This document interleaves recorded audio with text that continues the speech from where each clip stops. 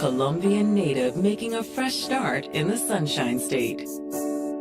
Ella buscaba una tranquilidad y un mejor futuro para sus hijos. She was very trusting, very loving.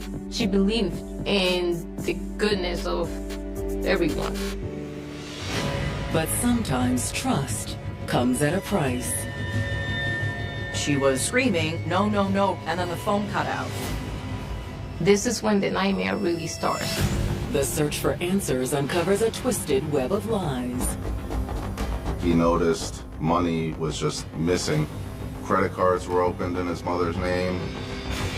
And a calculated killer the likes of which investigators have never seen before. I've never had a case like this where somebody did something that brazen. We don't have the head. What do you want me to do about it? He just laughed and said they're never going to be able to put Humpty Dumpty back together again. He was just taunting us and trying to play a game with us. Simple. She didn't know that she was making a deal with the devil.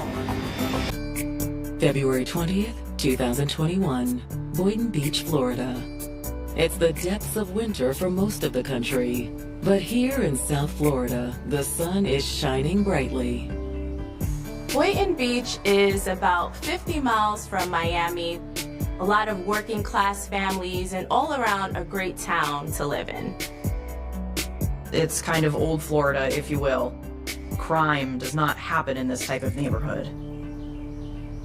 But that morning, one local family is starting to panic. They hadn't heard from their loved one, 44-year-old Mary Gomez Mollet, in 2 days.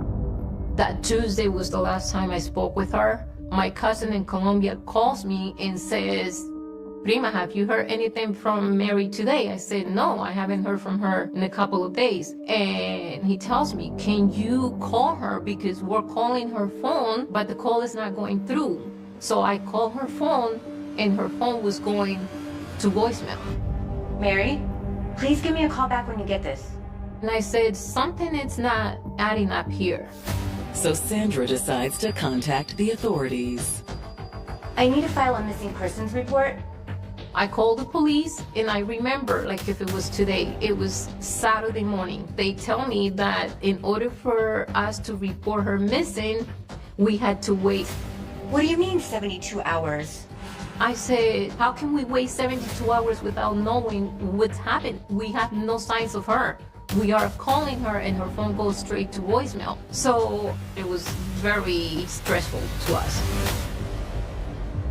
The family has to wait another grueling 24 hours before they can officially report Mary missing. By then, Sunday morning, they opened an investigation. They had asked about Mary, what she was wearing that day. I said, "I don't know because I wasn't with her." "What does she normally carry with her?" I said, "She carries a purse." The large black tote bag? She always in her purse had her lipstick and her rosary. That's one thing that Mary would not ever be without. The last time somebody had spoken to her was on February 18th of 2021. Nobody had heard from her. They were really concerned because it just wasn't like her. Listen, we're gonna do everything that we can to find your cousin, okay? It's so hard, I can't. We were still holding on to hope that she was gonna be found alive. 44-year-old Mary Gomez Mollet had immigrated to America from Colombia after escaping an abusive relationship. She was very friendly, very religious. You had a problem, she will come and say, "Okay, how can I help you? What do you need?" Tomó la decisión de venirse para acá con su hija y con su hijo. Eso era lo que ella buscaba aquí, una tranquilidad y un mejor futuro para sus hijos. She wanted to be that supportive mother. She wanted them to go to college here. However, getting settled in their new home of Boynton Beach, Florida, wouldn't be easy. In Colombia, Mary built a successful career as a biomedical scientist. But unfortunately, her education credentials didn't cross over into the United States. Sin documentos no podía ubicarse, no un trabajo. Ella a veces se iba a limpiar casas. But after establishing roots in the community, Mary came across a special opportunity. She was looking for a better job. Someone in the church has said to her, there's a lady that needs someone to take care of her because she lives by herself. She's starting to have the signs of dementia. She lived down in Hialeah, which is in Miami, Florida. So Hialeah from Boynton Beach is probably a 2-hour drive. Ella se fue a cuidar a esta señora allá a Hialeah. La señora la quería. Hey, thank you, my dear. Se quedó cuidando a doña ella 24/7. Ella vivía allí con ella. At this point, Mary's kids were grown and off doing their own thing. And it was at her new job where Mary met the man who would eventually become her husband. Mary, this is my son, Roberto. Very pleased to meet you, Mary. Likewise. Mary's patient had a 66-year-old son named Roberto Colon. And almost instantly, they found a connection amongst each other. I can't tell you how much it means that you're taking good care of my mother, to her and to me. I'm happy to help. She's such a special woman. Roberto lived in Boynton Beach, where Mary originally settled after moving to the U.S. He'd come down to Hialeah now and then to visit his mother. But after meeting Mary, he had another reason to visit. Mary and Roberto developed a relationship, and it was on the fast track. Lo conoció en diciembre y ya en febrero se casó con él. But just 1 month after saying I do, Mary has mysteriously disappeared, and no one in her family has been able to get in touch with her. This is when the nightmare really starts. It was just radio silent, and that was completely abnormal for Mary and her communication style with her family. Listen, we're going to do everything that we can to find your cousin, okay? The Boynton Beach Police Department, they take their report. It immediately gets sent over to a missing persons detective, who then starts to investigate. Investigators begin by going to the home of Mary's husband, Roberto Colon. If Mary is missing, why wasn't her new husband the one who made the missing report? For the police and investigators, this immediately sticks out. But when police ask Roberto about his wife's disappearance, he doesn't seem to share the family's concern. I don't know where I'm at with this thing. Roberto tells police that the last time he saw his wife was 2 days ago, February 18th. But he doesn't think she's missing. He thinks she's on the run. And that's because the last interaction they had was a heated confrontation in which Roberto confronted Mary for stealing his mother's money. She took my bank, my check card. After escaping an abusive relationship in her home country, 44-year-old Colombian native Mary Gomez Millet was making a fresh start for herself in southern Florida. Mary pivoted to being a home health care aide where she began taking care of an elderly woman. And when she met her client's son, Roberto Colon, her life changed forever. They got married just a couple of months after meeting each other. But now Mary is missing. And as Boynton police pay a visit to her husband, Roberto, he claims his wife may have good reason to hide. She took my bank, my check card. He said he had access to his mother's bank accounts, and he noticed money was just missing from the accounts. Credit cards were opened, a new car was leased in his mother's name, and he felt like Mary was behind all this and was stealing from his mother. I don't know what to do for her. I don't want to ingress my mother. She worked all her life for that apartment. Roberto says when he discovered what was going on, he told Mary to bring the new car to his house immediately. He asked for the vehicle to be delivered back to his residence all the way up in Boynton Beach. I don't know what to do, man. I've never been presented with this kind of crap. How could you do this, Mary? He said that when she arrived at his house, they got into an argument, but he said it wasn't really heated, it wasn't physical. When I confronted her with this, I said, no, I didn't do anything. But then I had an appointment the same day that she came here to the urologist. We'll talk about this when I get back from my appointment. He said the argument ended because he had to go to a doctor's appointment, and he told Mary that when he got back from his doctor's appointment, that he was going to take her back to Hialeah and turn her in to the Hialeah Police Department. He did all at my mother's house. Yeah, they will have to handle that with him. When he left, Mary was still at his house. He said when he returned from his appointment, the car was still there, but she was gone. I was the biggest fool this year.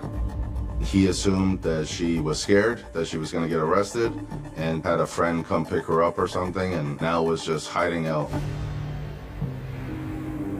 Police asked Roberto if he has any idea where Mary could be hiding out. And that's when he admits he doesn't actually know his new wife all that well. They had only met in December of 2020, and they kind of developed a friendly relationship at first, but then kind of came up with an arrangement of how this would progress. I needed her to help me with my mother and help me with my house because I'm in the middle of trying to fix crap up, and I can't do everything at one time, and I figured it'd be a good relationship. Basically, they came up with an agreement that Mary would take care of Roberto's mother. In exchange, Roberto would marry Mary so that she could get U.S. citizenship. It was an agreement brokered by Roberto's mother. Mary had said to her that, we're going to have to start helping you look for someone else because my cousin wants me to go to Orlando to fix my papers. The lady said, no, you're not leaving me. You can stay here with me. I'm going to talk to my son. You can marry my son and he can give you the residency. Please don't leave me. He was very open about their relationship, that they were legally married, but, it was more of a deal that they had made, each of them to benefit from it. And it got me, to tell you the truth. After wrapping up their conversation with Roberto, police continue their investigation back at headquarters. Can they trust Roberto's account of his relationship with Mary? We were able to pull stuff from Mary's phone records. The main thing that we found was that the day that she was last known to be at Roberto's house, from that point forward, there was no location data, no messages, no phone calls. The phone was off. And as detectives continue searching for clues, they make an alarming discovery in a police report filed 5 days earlier. They see that on February 18th, just a few hours after Mary was last seen, Boynton Beach police received a call about an abandoned purse. So, like, he's over here. Just in the road, in the ditch, right? This purse was located less than a mile from Roberto Colon's house. And that's not all. It reportedly had blood on it. Is that blood? That shit's blood. There's blood on it? Mm-hmm. The officer that collected the purse, he brought it back to the police department and immediately brought it into the crime scene lab. When he turned the purse over to me, there was a substantial amount of blood on the purse. His gloves were actually covered in blood after he handled it. There was no identification within the purse, but there was some items contained within the purse that were documented and photographed. There was several pieces of paper in the rosary. For the detectives investigating Mary's missing persons case, this is no coincidence. So law enforcement, spidey senses kind of pick up and realize maybe this is Mary's purse. We had gotten a picture from the family that showed Mary wearing a rosary, and the rosary that she was wearing in the picture was very similar to the rosary we found in the purse. Just then, detectives learn there's a woman who is eager to speak with them. Mary's close friend, Margarita Arango. Yeah, patch her through. She says she has some vital information to share with detectives regarding Mary's disappearance. Bueno, ¿tú me puedes decir qué fue la última vez que tú hablaste con ella? Yo hablé el jueves de la semana pasada, a las 2 de la tarde fue la última llamada, el último contacto que tuvimos ella y yo. ¿A las 2 de la tarde? Sí, señor, a las 2. Ok. Ella al mediodía iba para Olton Beach. Se dijo que iba para allá a llevarle el carro al señor Roberto. Ella me dijo, Maggi, ya estoy acá en la casa de Roberto. Voy a entregarle el carro. Ya no quiero seguir más con esta situación. Ya estoy aburrida. Ya yo no quiero nada con él. Entonces le dije, mami, alguna cosa me avisa. Le dije así, dijo, listo. Yo le dije a ella, listo. Entonces cuando yo le dije así, el teléfono de ella y el teléfono mío quedaron abiertos. The last thing she heard from Mary was she heard Mary scream. Ella me dijo, Maggi, Roberto, Roberto. Y yo sentí un golpe. Y ahí se fue la comunicación.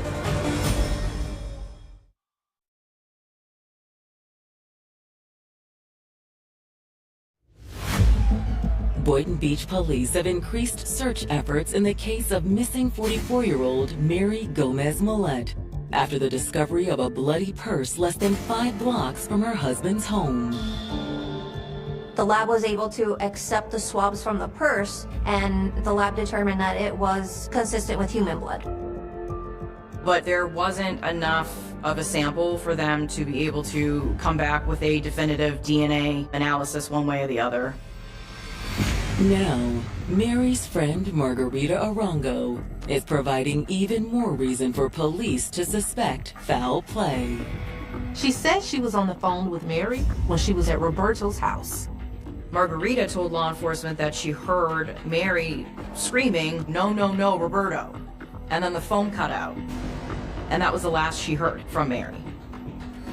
Yo sentí como que el tipo la agredió a ella, como si le hubiera quedado el celular. Algo tuvo que haberle hecho el tipo a ella porque después de ese momento ya yo no voy a tener más comunicación con ella.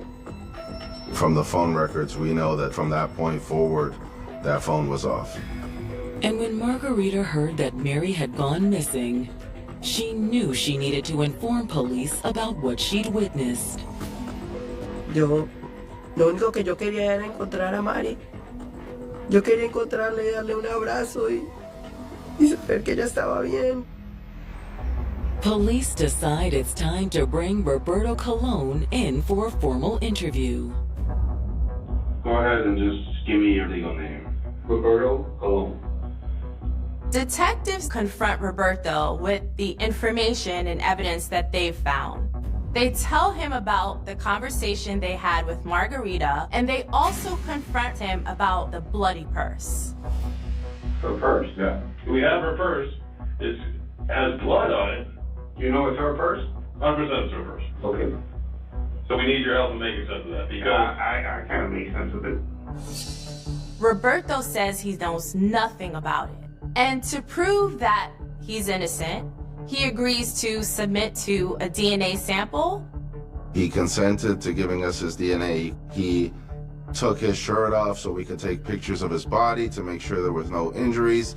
I mean, he was just so compliant. Detectives have a lot of information, but not enough to arrest him. They still don't have a body. So detectives ask Roberto for permission to search his home. You're okay if we go back now. We might need you to stay outside for a little bit while we do this search. We can spray this chemical that will show us if there's any blood or anything. Yeah. Police ask, hey, can we walk inside and just take a look and make sure Mary's not here? You're okay with that? Yeah. He gave us consent, so he was allowed to be there, and We just had to do what we needed to do. After arriving at the home, it's not long before investigators notice a chilling piece of evidence. One of the crime scene techs noticed a little speckle of blood on the front door of the house. Inside the home, there's additional cause for alarm. The house inside did not have floors, it was bare concrete. Did not have drywall in many places, it was just kind of like a sheetrock wall, unfinished. They asked him about that, and he said that he's been renovating his home, and so he ripped up some of the floorboards and has yet to replace them. But out in the garage, crime scene techs uncover the most alarming evidence of all. Roberto drove a Chevrolet Suburban, and the back seat of that vehicle was inside that garage next to the dog crate. I noticed what appeared to be bloodstains on the bottom of that seat. There was a large green toolbox on the floor of the garage. There was a possible blood spatter on that, and the wall above that seat and toolbox. We knew that with the blood and the spatter, someone was more than likely killed in that garage. The disappearance of 44-year-old Mary Gomez Millette has led Boynton Beach detectives back to the home of her husband, Roberto Colon, where they've just discovered what appears to be blood spatter. So we did the stringing, and we did all the calculations for the blood spatter analysis. While we were doing that, Roberto was standing at the door and kind of asking what Tina was doing. So I decided just to tell him, like, hey, listen, we found some spots there that look like blood spatter, and she's collecting samples of those. He said, listen, you guys can test that blood all you want. That's gonna be animal blood from my dog. He mentioned that that was from his dog's tail that was cut or something, and I knew from my experience that didn't come from a dog. We knew that with the blood and the spatter that someone was more than likely killed in that garage. When the blood test results come back, they confirm everyone's worst fears. It was the next day that we got the results and were able to say that that blood was human blood that we collected in the workshop and on the front door. But without a body, police are unable to prove it is actually Mary Gomez Millette's blood. They didn't have any DNA from Mary, so they can't confirm if the blood actually came from her.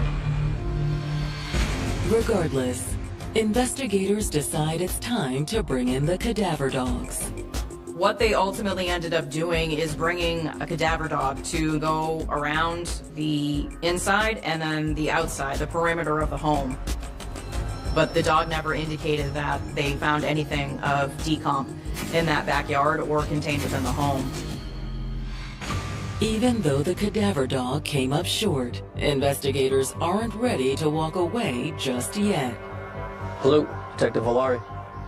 A short time after us beginning our search, I receive a call from the neighbor almost at the same time. And he tells me, hey, listen, this guy's over here and he's saying some crazy stuff. He's in the other room. He says Roberto is saying things like they are not going to find her. The neighbor also tells police that Roberto keeps asking him to look outside and see if there's a hearse parked in front of his home. You guys need to be careful. The neighbor was concerned for our safety because Roberto made some statements that I should just get an axe and charge at them and force them to kill me, or I believe he said I should get an AK-47 and just mow them down. All right, yeah, we'll come right over. Don't worry, we won't let him know you called us. Okay. So we end up going to the neighbor's house to make contact with Roberto. Hey, buddy. These type of psychological and emotional moments are important with investigations like this. It's clear Roberto is in a very agitated state, and detectives want to see if his heightened emotions will cause him to slip up and say something that will help in their investigation. How typical. You're more concerned about her than what she did to me and my mother for months. He becomes very distressed, going on about the detectives wasting his time. He starts making statements, very vulgar statements about Mary, calling her names. It's actually at that point, too, that he refers to his workshop as an abattoir, which is a slaughterhouse, specifically usually for animals. Whoa. What's that supposed to mean? Roberto, at this point, seems to be alluding to police that he killed Mary. But when they continue to directly ask him if he had anything to do with it, he tells the police, "Do your job. Find the body." It seemed like he was just taunting us and trying to play a game with us, So we end up going, "Hey, listen, you're not going to be able to go home right now. We're holding your house. We're going to get you a hotel. You can come back when we're done." Initially, he did not want to go to the hotel. He wanted to stay at the neighbor's house. And the neighbor, being the nice guy that he was, he said, "Listen, I will house your pets, but given the circumstances, I'm feeling a little uncomfortable with you staying here." So Roberto agreed to go to the hotel. As darkness falls over the Boynton Beach property, detectives face the frustrating reality that they're not any closer to locating Mary. There was a specific field where we knew Roberto would go to walk his dog. So we have officers searching those big fields, wooded areas. We have officers in boats, in canal banks in the area, checking for any evidence. But by the next morning, there's still no sign of Mary. We were doing subpoenas and getting back Roberto's financial records, going through phone records. That's when detectives get a visit from Roberto's former tenant, Luciana Torres. Yeah, go ahead and sit her in. Luciana had a bunker or trailer that was located on Roberto's property. It was just a temporary arrangement. She didn't live there very long. Luciana tells police that she was often in earshot when Roberto spoke to Mary. She's overheard conversations that he's had with Mary, ending with phrases like, "I'm gonna kill this woman and bury her in my backyard."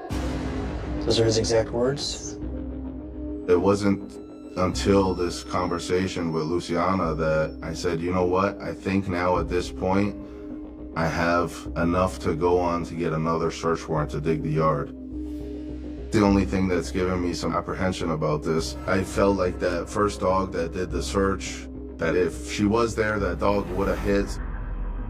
But the cadaver dog trainer convinces the detective to give it one more shot. He actually told me, he said, "Listen, at the end of the day, if my dog doesn't hit, you should still dig up that ground."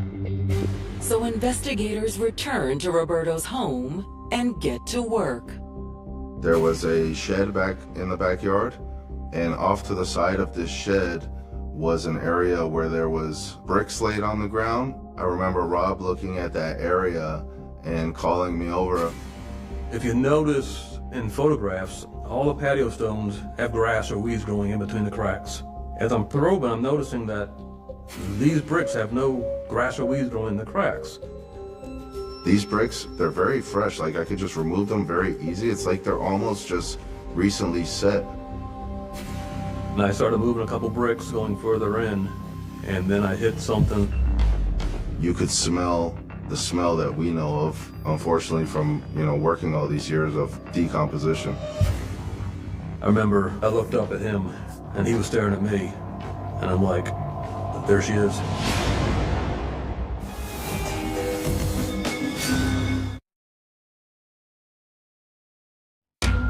Boynton Beach police have been searching for evidence that 44-year-old Mary Gomez Millet's husband, Roberto Colon, is responsible for her disappearance. Now they may have finally found it in Roberto's own backyard. I would say it was 3 to 4 feet below ground is when we first noticed skin. I remember I looked up at him, and he was staring at me, and I'm like, there she is. As they're shuffling the dirt away, we start to see that this body doesn't have any legs below the kneecap or a head. They're not able to find the head, but what they do find is a metal steel pipe that was buried next to the torso. Detectives believe that this is the murder weapon. That pipe was solid steel, but it was bent, like it hit something hard. And, you know, we later came to find out that both of Mary's forearms were broken and the bones were completely cracked, almost kind of like a defensive posture. The remains are transported to the medical examiner's office. She did still have skin on her fingers, so the medical investigator was able to get fingerprints from her. They are able to compare the fingerprints they took from the torso to the fingerprints that the Colombian consulate has. It's a positive match. This is the torso of Mary Gomez Millet. Cuando me entró la llamada a darme la noticia de que la habían encontrado allá en la casa de este hombre, en las condiciones que la encontraron, eso para mí fue muy duro, demasiado. Me sentía muy triste. When the detectives tells me, we found Mary, but unfortunately I have to tell you that she's not alive.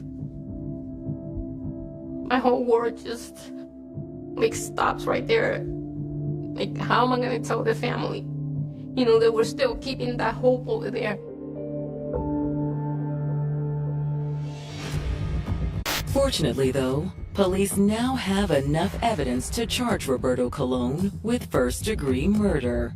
But even in handcuffs, Roberto is still smug as ever. Prior to him being transported to the police department, I wanted to see if he would make any last statements to the neighbor.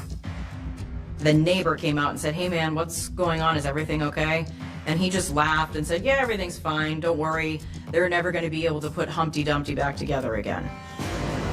Humpty Dumpty, as we all know, is a character that had all his limbs fall apart. So what Roberto is saying is chilling. Getting him to reveal the location of Mary's head is going to be no easy task. However, detectives know they have to try.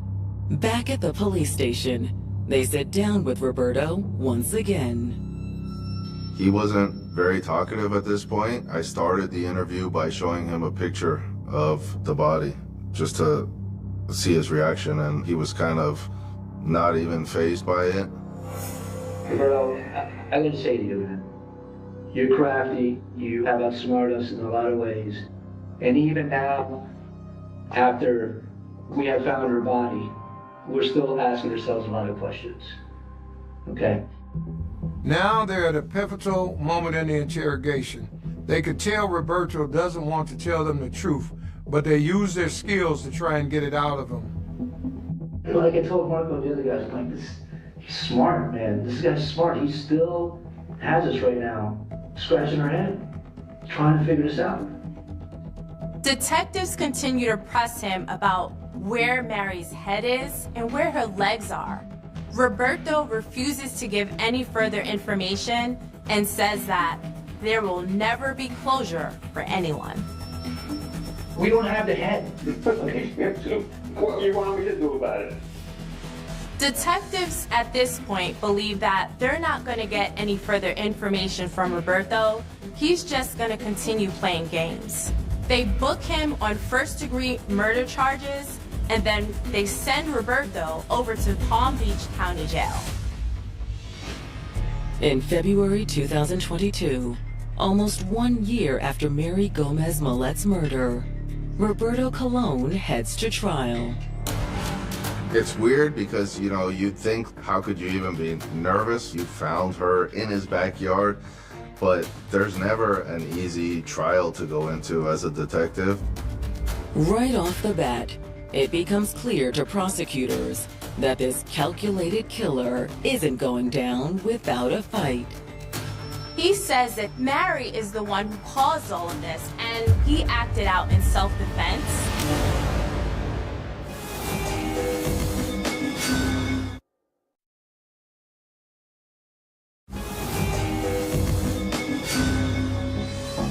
after discovering the remains of 44-year-old Mary Gomez Millette in her husband's backyard.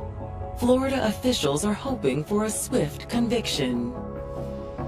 It's always difficult for prosecution when you don't have an eyewitness to a crime, but with all of the circumstantial evidence, everything was pointing in the same direction, and that direction was directly at Roberto Colon.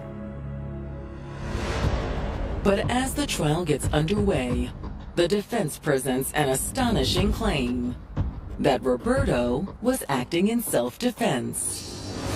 The defense did the unique decision of calling Roberto Colon to the stand to testify in his own defense. And when Roberto testified, he talked all about how Mary thieved from him and stole from his mother. Roberto says that he confronted Mary and she became violent. He said that they were walking out towards the garage area and that she had her purse, she swung it at him and hit him with it, and that he basically lost control and picked up the nearest item and just hit her in the head with it. But when it's the prosecution's turn, they methodically disassemble the defense's case. Mary's screams that her friend Margarita heard over the phone suggests that it was Roberto who attacked first and not the other way around. Roberto planned this homicide. He lured her to his residence. He knew what he was going to do. Roberto? There was absolutely no proof that Mary was stealing. She was using the mother's money, but for the mother's caretaking. Even though he had no confirmed proof that she in fact was doing this, he decided he was going to take matters into his own hands and beat her to death. He then dismembered her body because he didn't know what to do with it after he killed her.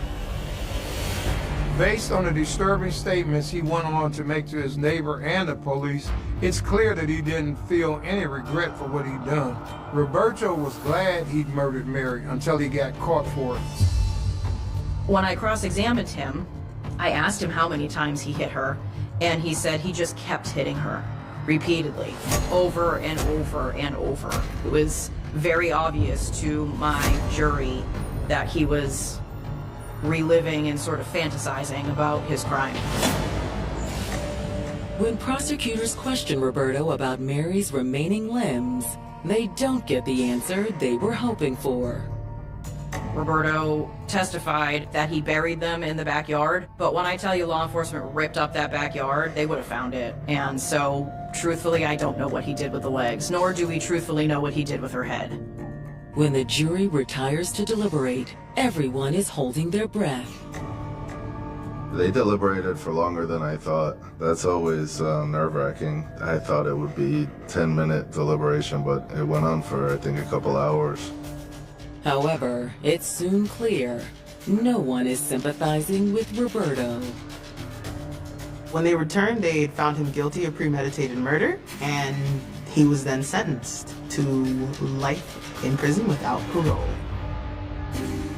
This case stood out because of the brutality. I mean, I've never had a case like this where it was that violent and somebody did something that brazen. He felt justified in what he did. He thought he could get away with it. La peor decisión que la mamá de Roberto tomó, haberle presentado a su hijo. Fue una persona muy espectacular, una buena amiga, una buena mamá, una buena hija, una buena mujer. No encuentro palabras negativas para Mari, no las encuentro. She came here from Colombia to start a new life. And soon after she arrived, she didn't know that she was making a deal with the devil. Oh my God, I wish I could hug her one more time. Mary was a beautiful soul, always.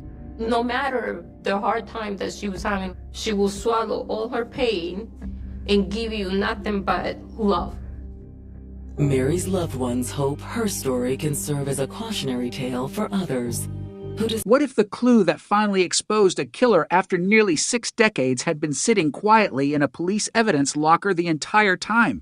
Not a hidden confession, not a secret witness, not a dramatic fingerprint discovered decades later, a cigarette butt, a tiny piece of discarded evidence left behind in a San Rafael home in 1966, when DNA testing did not exist and investigators could only wonder whether it belonged to the person who had just committed a brutal murder. For almost 60 years, the identity of that person remained officially unresolved.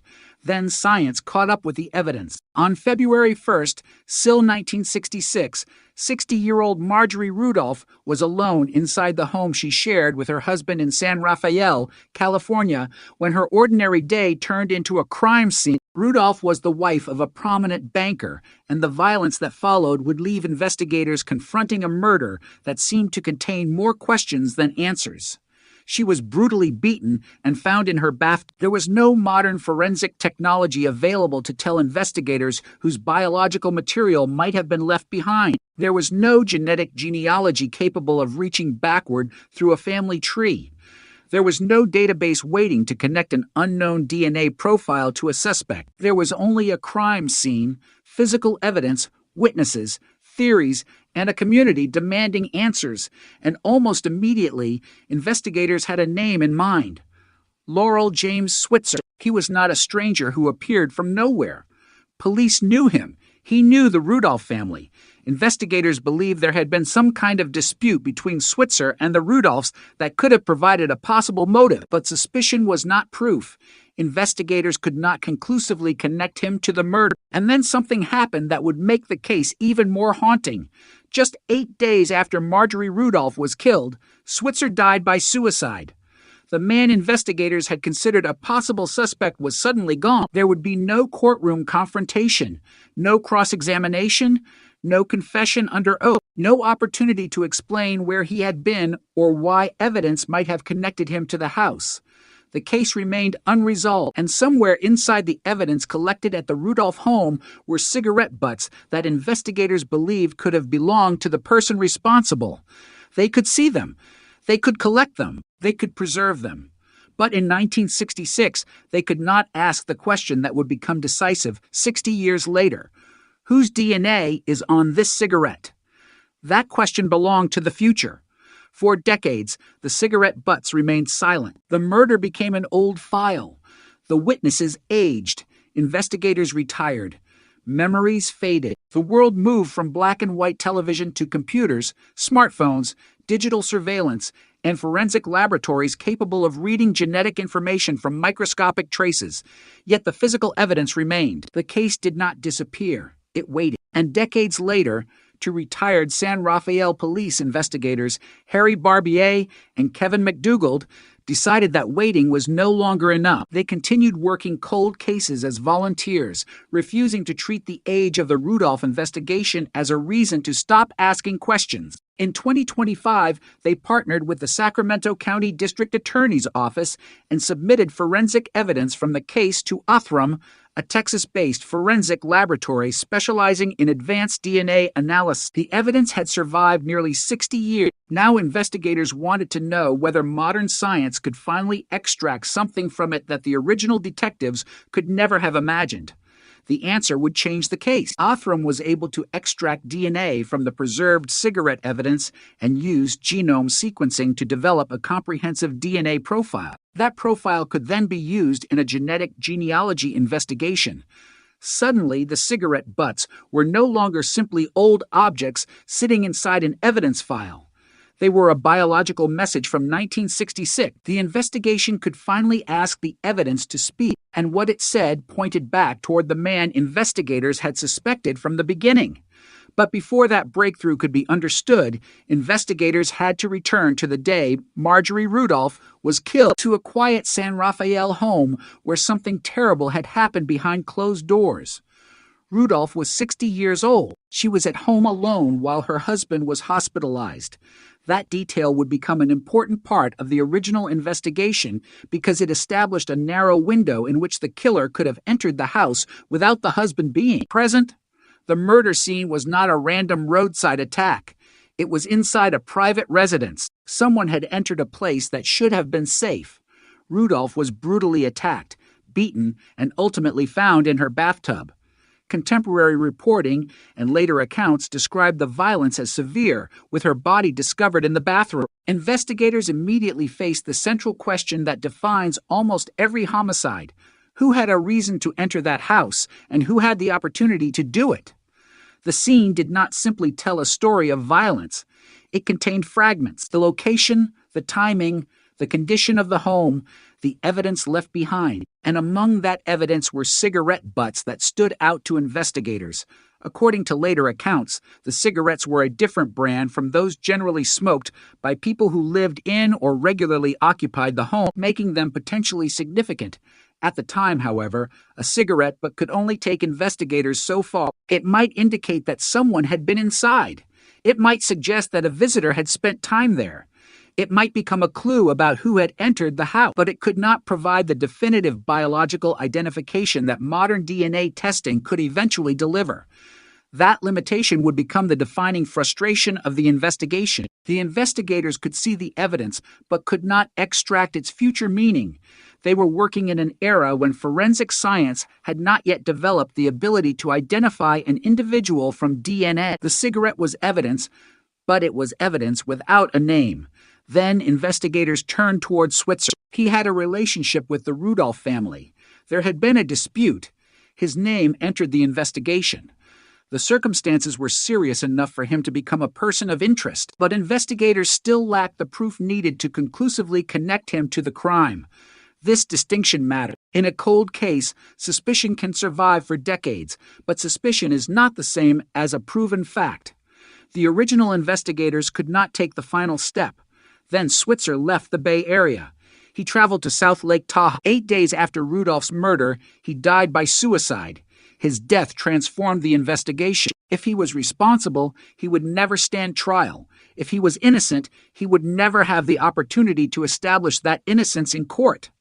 The investigation had lost the person investigators wanted to question most. The case went cold. Years became decades. The Rudolph murder slowly moved from an active investigation to an old case file, yet the evidence remained preserved. Somewhere inside the police department's records was the original crime scene. Somewhere inside those records were the cigarette butts, and somewhere inside those cigarette butts was biological material that modern science could potentially analyze. The world changed around the case, but the evidence did not know that time had passed. This is where the story becomes almost impossible to ignore. In 1966, the cigarette butt was a minor physical object. In 2025, it became the center of a forensic investigation. A clue that investigators could not fully use became the clue that could finally resolve the case. The retired detectives understood that old evidence was not necessarily useless evidence. They were willing to test it again. That decision set in motion a process that would eventually reach across 6 decades. The preserved evidence was sent for advanced testing. Scientists worked to recover DNA from material that had been exposed to the passage of time. The goal was not simply to find any genetic material, but to build a usable profile from the biological traces that remained. The success of that effort created a new investigative path. Genetic genealogy could search for biological relationships connected to the profile. Instead of asking only whether a suspect's DNA was already sitting inside a criminal database, investigators could ask whether relatives of the person who left the DNA might appear somewhere in genealogical records. That was the turning point. The technology did not erase the 60 years between the murder and the investigation. It crossed them. The DNA profile became a bridge between 1966 and 2026, and on the other side of that bridge was a name investigators already knew: Laurel James Switzer. The original suspicion had never completely disappeared. It had simply lacked the scientific evidence necessary to confirm it. Now investigators had something they did not have in 1966. They had a biological connection. They contacted surviving relatives of Switzer. Those relatives voluntarily provided DNA sample. The comparison produced a positive match, confirming that Switzer's DNA was on the cigarettes recovered from the Rudolph crime scene. Suddenly, the cigarette butt became more than a forgotten object. It became a witness that had been silent for 60 years. It placed Switzer at the scene. It gave investigators the connection that had been missing since 1966. It did not resurrect the suspect. It did not create a courtroom confession. It did something different. It allowed modern forensic science to confirm what investigators decades earlier had suspected but could not prove. On March 31st, SIL 2026, the San Rafael Police Department publicly announced that advanced DNA analysis had positively linked Switzer to the homicide. The announcement transformed Marjorie Rudolph's murder from a forgotten cold case into a case with a named suspect and a forensic connection. Yet one mystery remained. What exactly had driven Switzer to the Rudolph home? What was the full nature of the dispute investigators had identified? What happened inside those walls before Rudolph was killed? Because Switzer died only 8 days after the murder, some questions may never be answered. The DNA can tell investigators that his biological material was present. It can establish a connection to the scene. But DNA cannot explain motive. It cannot reveal what someone was thinking. It cannot reconstruct every moment of a crime. It cannot bring the dead back to life. What it can do is break through a wall that has stood for generations. For Marjorie Rudolph's family, that wall had lasted almost 60 years. Her daughter had lived with the absence of a definitive answer. Now, finally, investigators could say that the person they had long considered a suspect was connected to the scene through DNA. The case was not solved through a dramatic confession. It was solved through patience, through preservation, through technology, through investigators who refused to accept that the age of the evidence made it worthless. The cigarette butts had been sitting quietly since 1966. For nearly 6 decades, they appeared to be nothing more than fragments from an old crime scene, but the evidence had never forgotten where it came from. And when science finally learned how to read it, the forgotten killing spoke again. The cigarette butt could not speak in 1966. It could not tell detectives who had held it, who had smoked it, or why it had been left inside the home where Marjorie Rudolph was murdered. It could only sit among the other pieces of evidence collected from a crime scene that investigators were desperate to understand. Nearly 60 years later, that same fragment would become the key to a question that had survived generations. Was the man police had suspected in 1966 actually responsible for Rudolph's death? The answer would eventually come through DNA. But to understand why that answer mattered, investigators first had to return to the strange and unfinished story surrounding Rudolph's murder. In the winter of 1966, San Rafael was a very different place from the city known today. The population was small. Technology was primitive by modern standards.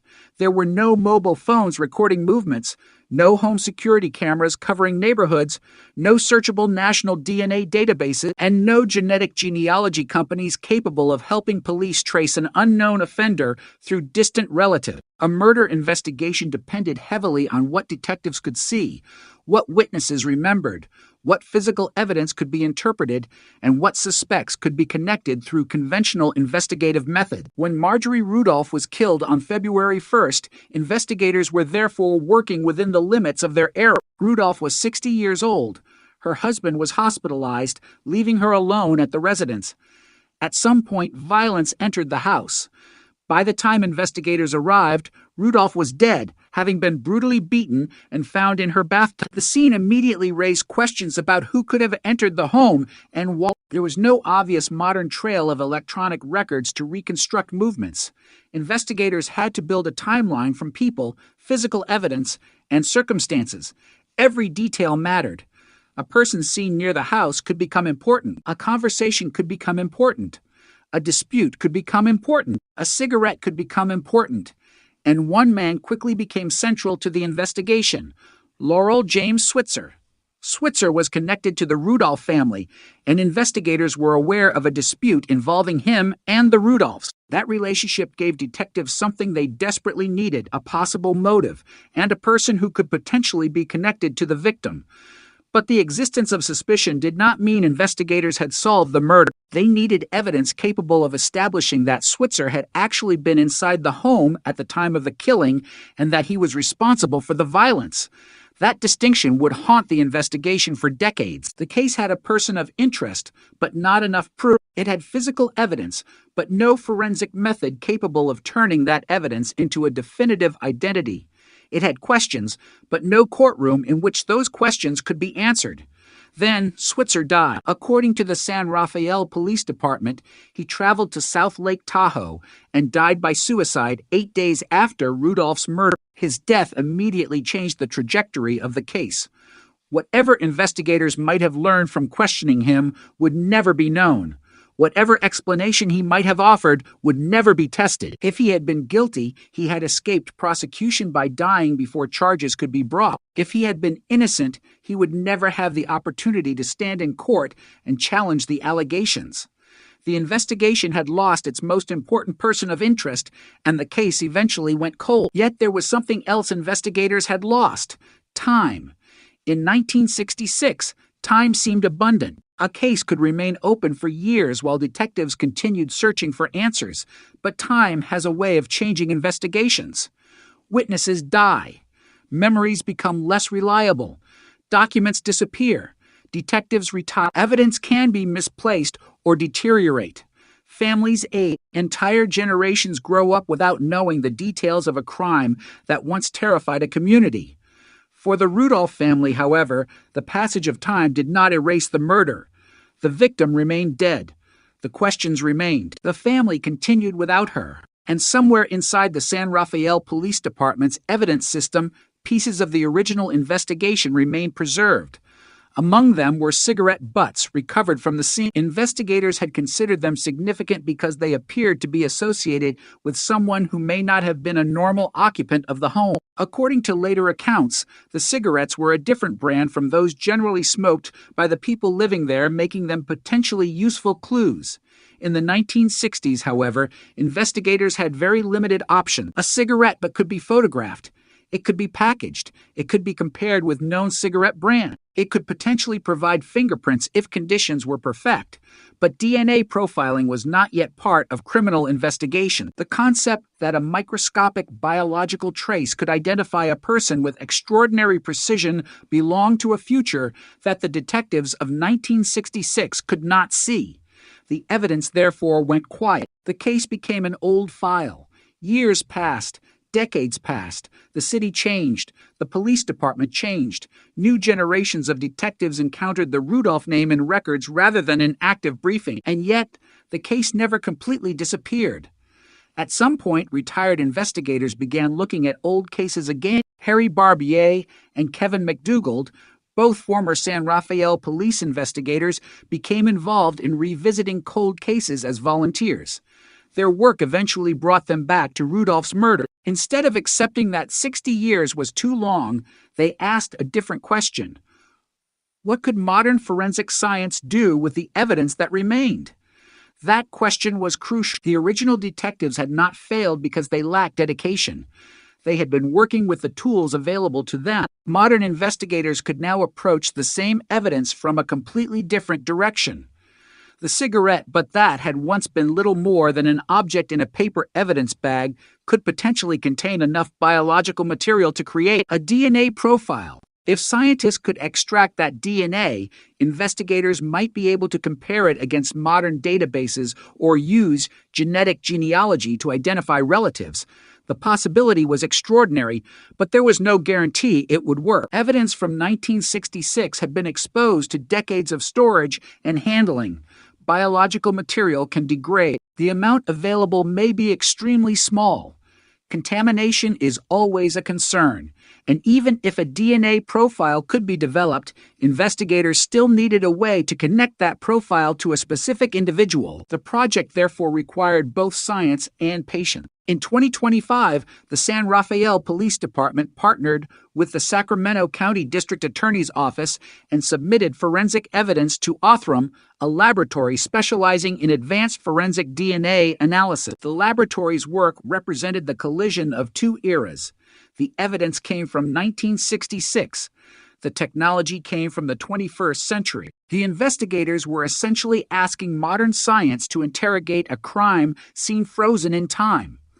Othram successfully extracted DNA from the cigarette evidence and used advanced genome sequencing to develop a comprehensive DNA profile. That achievement alone changed the case. For the first time, investigators had genetic information capable of revealing a biological identity. But the profile did not immediately display a name. It created a new kind of question. Who was genetically connected to this unknown person? The answer required genetic genealogy. Instead of searching only for the exact individual, investigators could examine biological relationships and construct family connections. A distant relative could become the first thread in a much larger investigation. This was the same conceptual revolution that had transformed other cold cases in recent years. Investigators no longer had to wait for the offender's DNA to appear directly in a criminal database. A relative might provide the path. Once the genealogical investigation produced leads, detectives could return to conventional records and historical information. Names could be examined. Family relationships could be reconstructed. Locations could be compared. Dates could be checked.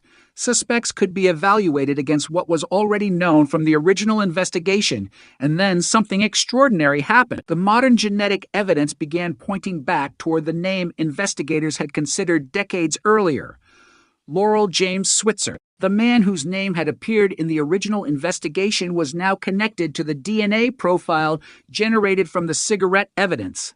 The significance of that development cannot be overstated. In 1966, investigators had suspicion. In the 21st century, they had biological evidence. The old theory had been transformed into something testable. But investigators still needed to confirm the connection. They could not simply announce that the genealogy pointed to Switzer. A genealogical lead is not the same thing as a forensic identification.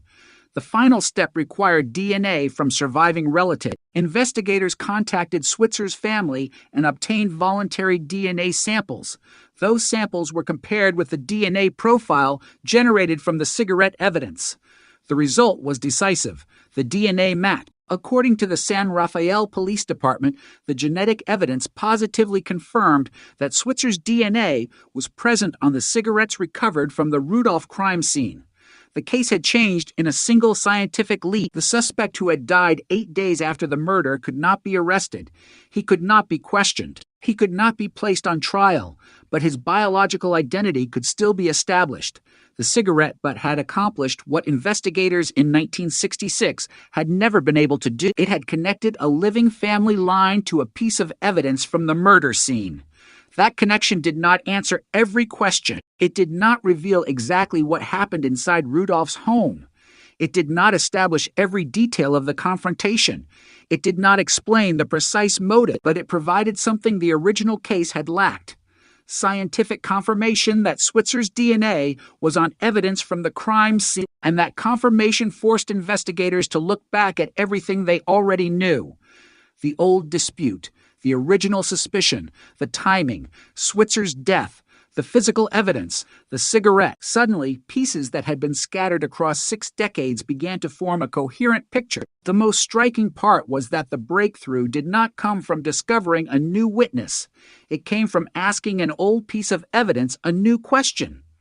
The cigarette had been there since 1966. The science had not. That difference changed everything. When the San Rafael Police Department announced the breakthrough on March 31st, SIL 2026, it formally described the murder as solved through advanced DNA analysis. The announcement closed one chapter, but it also opened a larger discussion about how many other forgotten cases might contain similar opportunities. If a cigarette butt preserved for nearly 60 years could yield a usable DNA profile, what other evidence might still be waiting in police evidence rooms? What old cases had been considered impossible only because the technology of the time could not answer the questions? What fingerprints, biological traces, clothing fibers, photographs, or other physical evidence might suddenly become meaningful under modern forensic analysis?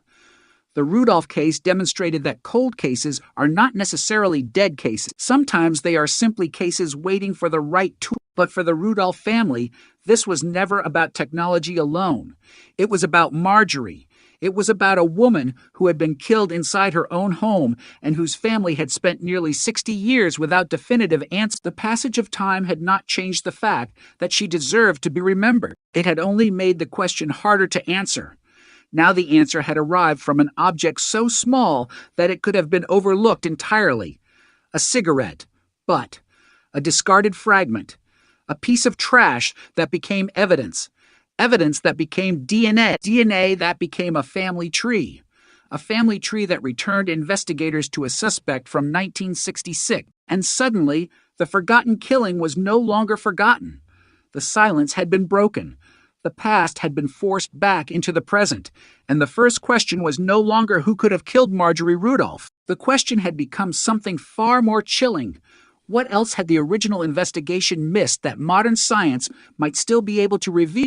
The morning after Marjorie Rudolph was killed, San Rafael was confronted with a crime scene that seemed almost impossible to understand. A woman had been murdered inside her own home, yet the house did not immediately provide investigators with the kind of clear explanation they needed. There was no obvious stranger caught fleeing the neighborhood. No modern surveillance footage existed. No electronic trail could reconstruct the hours surrounding the killing. And the person who would eventually become the central suspect was not an unknown outsider, but someone connected to the Rudolph family. The case began with a question that would survive for 60 years. Who had entered Marjorie Rudolph's home that evening, and why? On February 1st, still 1966, Rudolph was alone. Her husband, Leroy Rudolph, a prominent banker, was hospitalized at the time. According to later reporting, a neighbor had spoken with Marjorie that afternoon and invited her to dinner, but she declined, saying she was already in her robe and intended to stay home. Investigators later believe the fatal attack occurred sometime that evening after that conversation and before the discovery of her body the following morning. The scene was violent. Rudolph had suffered severe injuries to her head and chest, and her body was found in the bathtub. Retired San Rafael detective Harry Barbier later described the attack as extraordinarily brutal, saying she had been struck with an unknown object, suffered extensive head injuries and broken rib, and was dragged down the hallway before being placed in a bathtub filled with water. The details immediately suggested that this was not an ordinary burglary gone wrong. Investigators found evidence that appeared to suggest an attempt to make the scene look like a robbery. But according to later accounts, nothing of significant value had actually been taken. There were also no obvious signs of forced entry. That raised an unsettling possibility. If the killer had not smashed a window or forced open a door, how had the person entered? Did Marjorie know the visitor? Had she willingly opened the door? Was the violence the result of a confrontation that began only after the killer was inside? Those questions became critical because the answer could narrow the suspect pool dramatically. A stranger breaking into a home leaves one kind of investigative trail. Someone who is welcomed inside leaves another. The distinction mattered even more because of the cigarette evidence. Investigators recovered 3 Salem cigarette butts from the crime scene. They believed the cigarettes could have belonged to the person responsible for the killing because they did not fit the smoking habits investigators associated with the Rudolph household. In 1966, however, those cigarettes could not provide what they eventually would. Detectives could preserve them. They could document them. They could speculate about who had smoked them. But they could not extract a modern DNA profile and compare it against relatives of a suspect who had been dead for decades. The technology simply did not exist. The evidence was therefore trapped in time. It could tell investigators that someone had been smoking inside the house. It could not tell them exactly who. Then investigators began looking closely at Laurel James Switzer. Switzer was already connected to the Rudolph family. His wife worked for Leroy Rudolph at the Bank of America branch in San Rafael, and the two families knew one another. Investigators also learned that there had been some kind of dispute between Switzer and the Rudolph family before the murder. The San Rafael Police Department later described that dispute as something that might have led to the homicide. Although the exact nature of the disagreement was never established, this was the first major threat: a person who knew the family, a possible conflict, a potential reason for anger. And then the timeline became even more troubling. When detectives went to speak with Switzer, they learned from his wife that he had left home at around 6 p.m. on the evening Marjorie Rudolph was killed. She had not heard from him afterward. The timing did not prove anything by itself. A person leaving home during the evening is not evidence of murder. But in a homicide investigation, timing can transform an ordinary event into something investigators cannot ignore. Switzer had a connection to the victim. There was a reported dispute. He was apparently away during the critical period, and the crime scene contained cigarette butts that investigators believed could have belonged to him. Yet the case still lacked the evidence necessary to establish what had happened beyond reasonable doubt. Then came the development that would freeze the investigation in place. Switzer left the Bay Area for South Lake Tahoe. 8 days after Rudolph's murder, he died by suicide. In one moment, investigators lost the possibility of confronting their suspect directly. There would be no interrogation years later. No courtroom, no plea, no opportunity to ask him about the cigarettes, no chance to challenge his explanation for where he had been that night. If investigators believed Switzer was responsible, they now had to live with the fact that the suspect was dead. And if they were wrong, they had lost the chance to prove it. The case became a historical mystery almost overnight. The public knew a woman had been brutally killed. Investigators knew they had a person of interest, but the legal system could not turn suspicion into prosecution because there was no living defendant. The evidence remained. The question remained. The years began to accumulate. 6 decades later, the timeline of the original investigation would become one of the most important aspects of the cold case. When retired investigators Harry Barbier and Kevin McDougald revisited the case, they were not beginning from nothing. They were inheriting the work of detectives who had investigated the murder in 1966. They had the original evidence. They had the old case files. They had the name of the original suspect. They had the cigarettes. What they did not have was the technology that could connect those pieces with scientific certainty. In 2025, they partnered with the Sacramento County District Attorney's Office and submitted forensic evidence from the case to Othram, a Texas laboratory specializing in advanced forensic DNA analysis. The decision was deceptively simple: test the old evidence again. But behind that decision was a fundamental change in forensic science. In 1966, investigators could preserve a cigarette butt without knowing that the biological material on it might someday identify the person who smoked it. In the modern era, scientists can sometimes recover genetic information from extremely limited or degraded material. Othram successfully extracted DNA from the evidence and used forensic-grade genome sequencing to develop a comprehensive DNA profile. This was the moment when the case began moving at a speed it had not experienced in generations. The investigators now had a genetic profile, but a profile without a name is still a mystery. The next challenge was to determine who might be biologically connected to it. Othram's forensic genetic genealogy team conducted a genealogy search and generated investigative leads. Those leads were passed back to Barbier and McDougald. The detectives then had to do something that was both modern and traditional. They had to follow the genetic information, but they also had to follow the old case. The family name that emerged from the genealogy investigation mattered because it intersected with a person already present in the original 1966 investigation, Switzer. That coincidence was extraordinary. For 60 years, investigators had been unable to prove what they suspected. Now, a new scientific method was independently leading them toward the same individual. But detectives still needed confirmation. A genealogical lead could suggest a family connection. It could not by itself establish that a specific deceased person had left biological material at the crime scene. So investigators contacted Switzer's surviving relatives. The relatives consented to providing DNA reference samples. Scientists compared those samples with the genetic profile developed from the cigarette evidence. The result was a positive match. The cigarettes had finally spoken. Their biological evidence connected Switzer to the scene.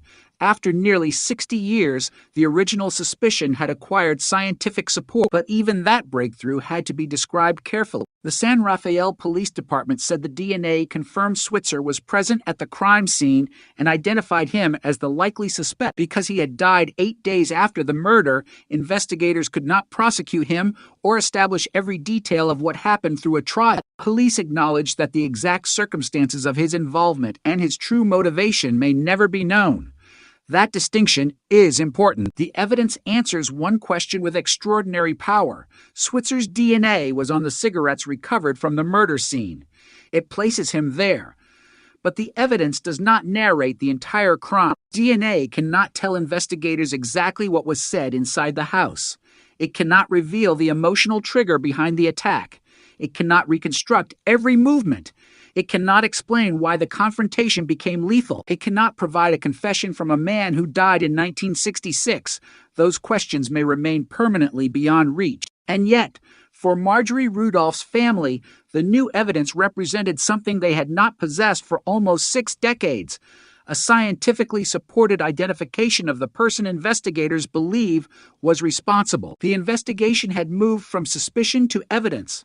That transformation changed the historical meaning of the case. For years, Switzer's name could only be discussed as that of a suspect.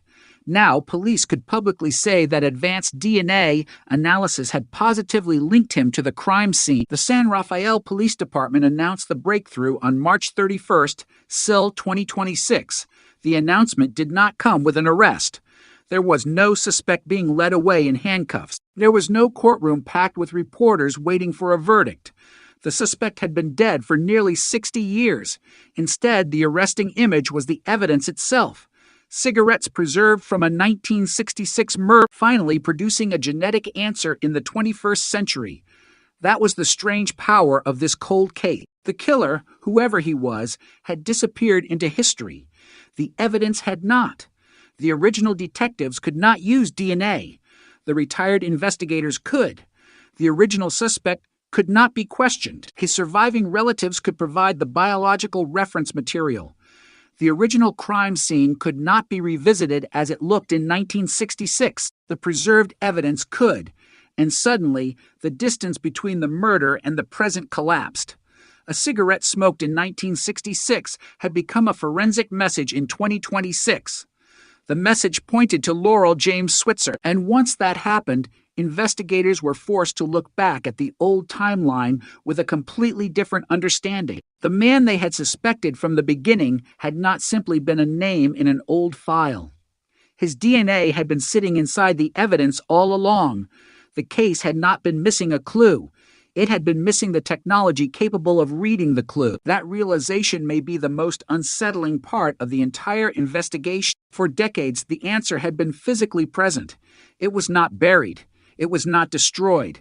It was not lost. It was preserved, waiting. And while the people involved in the original investigation grew older and eventually disappeared from public memory, the evidence remained in the dark, carrying information nobody in 1966 knew how to extract. Then modern science arrived, and the past suddenly became readable. The question that had haunted the Rudolph family for generations was no longer simply who might have been responsible. Investigators now had a name. Laurel James Switzer, a man who had been suspected in 1966, a man who died 8 days later, a man whose DNA was ultimately found on cigarettes recovered from the scene, and a man whose exact motive may now be one of the few remaining mysteries that 60 years of silence will never surrender. The name Laurel James Switzer had existed in the Rudolph case for decades, but a name in an old police file is not the same thing as a proven connection to a murder. That distinction had defined the investigation from the beginning. Detectives in 1966 had reasons to look at Switzer. They knew he had a connection to the Rudolph family. They knew there had been some kind of dispute. They knew he had left the Bay Area shortly after the killing, and they knew he died by suicide only 8 days after Marjorie Rudolph was murdered.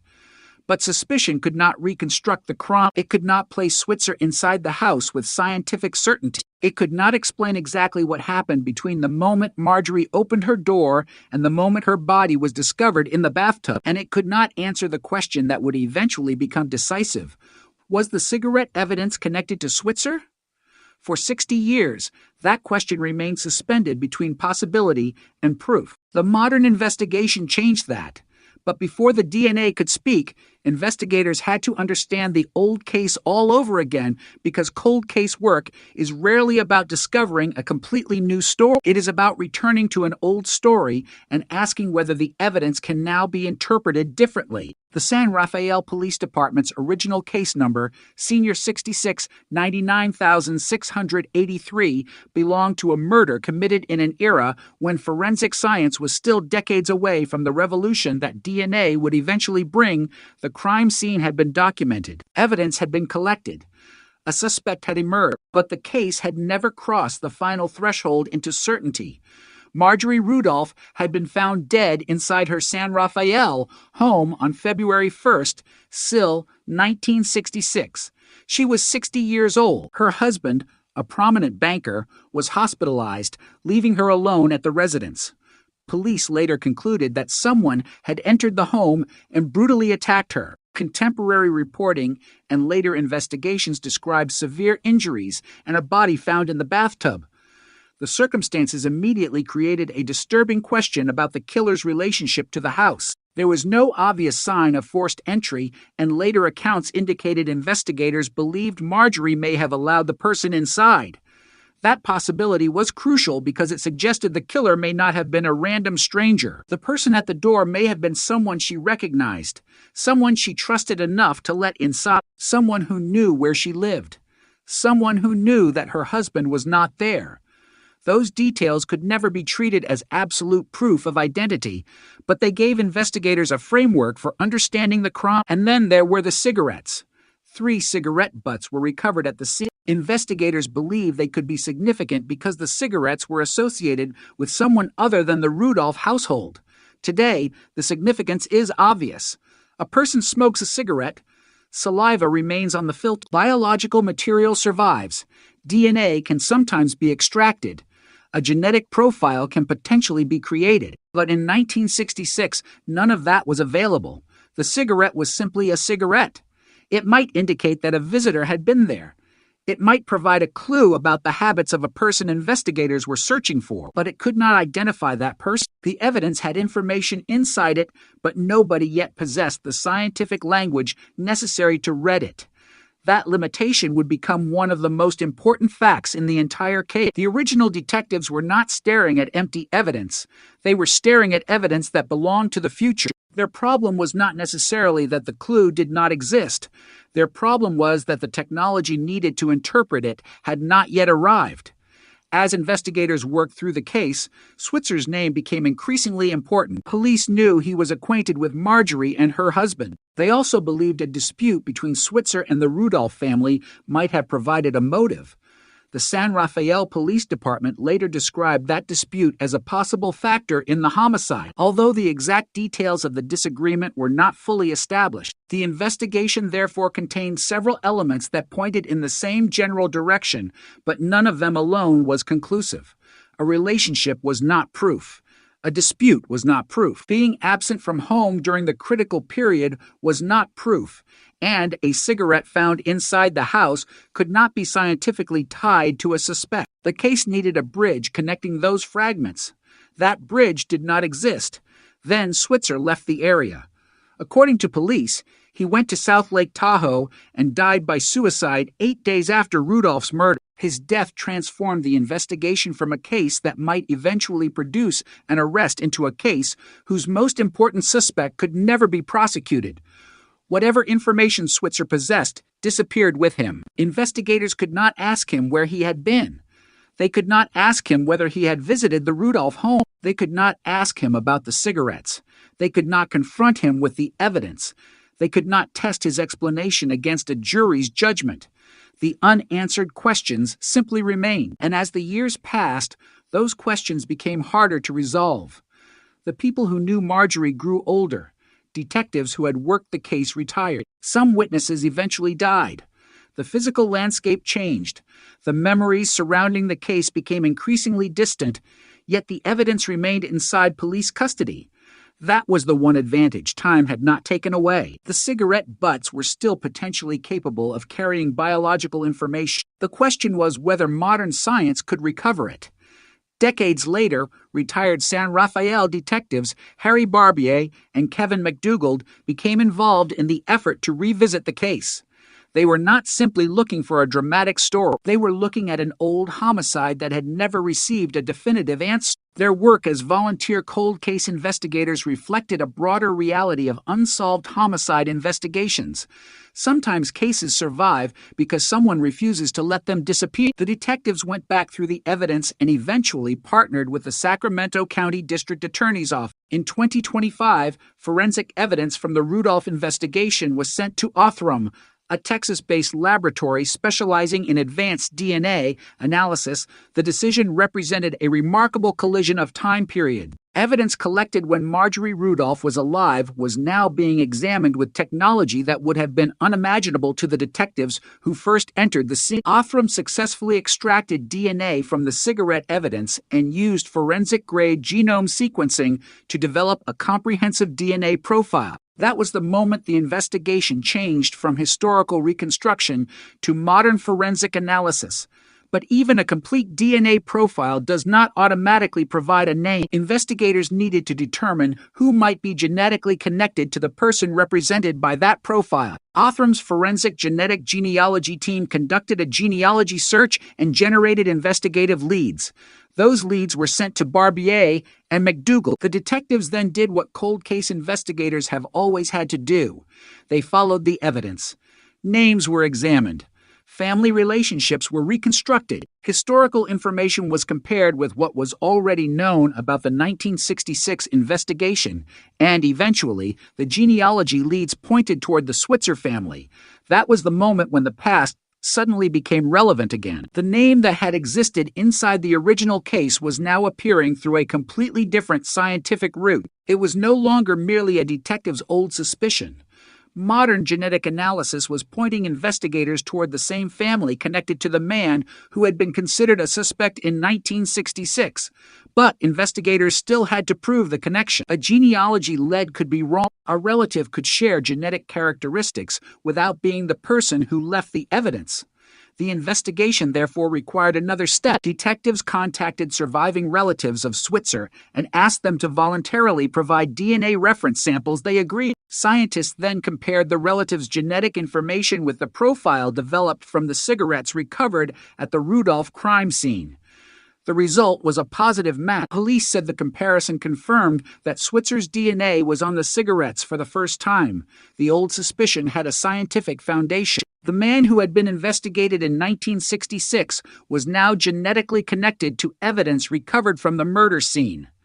The cigarette butts had become a biological link between Switzer and the house. And because Switzer had died only days after the homicide, that evidence carried an extraordinary historical weight. It could not lead to an arrest. It could not produce a confession. But it could answer a question that had remained unresolved for generations. Was Switzer present at the scene?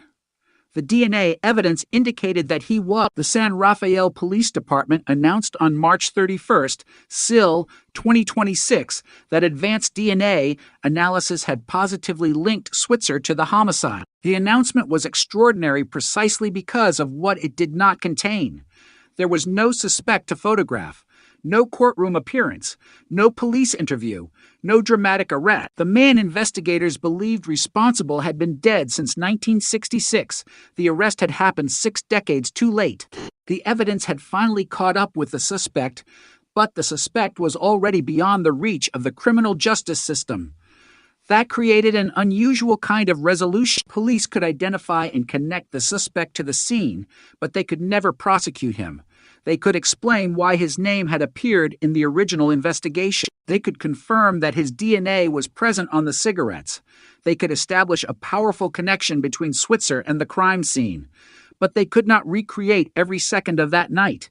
They could not ask him what happened. They could not establish his exact motive through testimony. And they could not give Marjorie's family the one thing a trial might have provided, a complete narrative spoken by the person accused.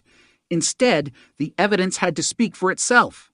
The cigarettes could establish presence. The DNA could establish identity.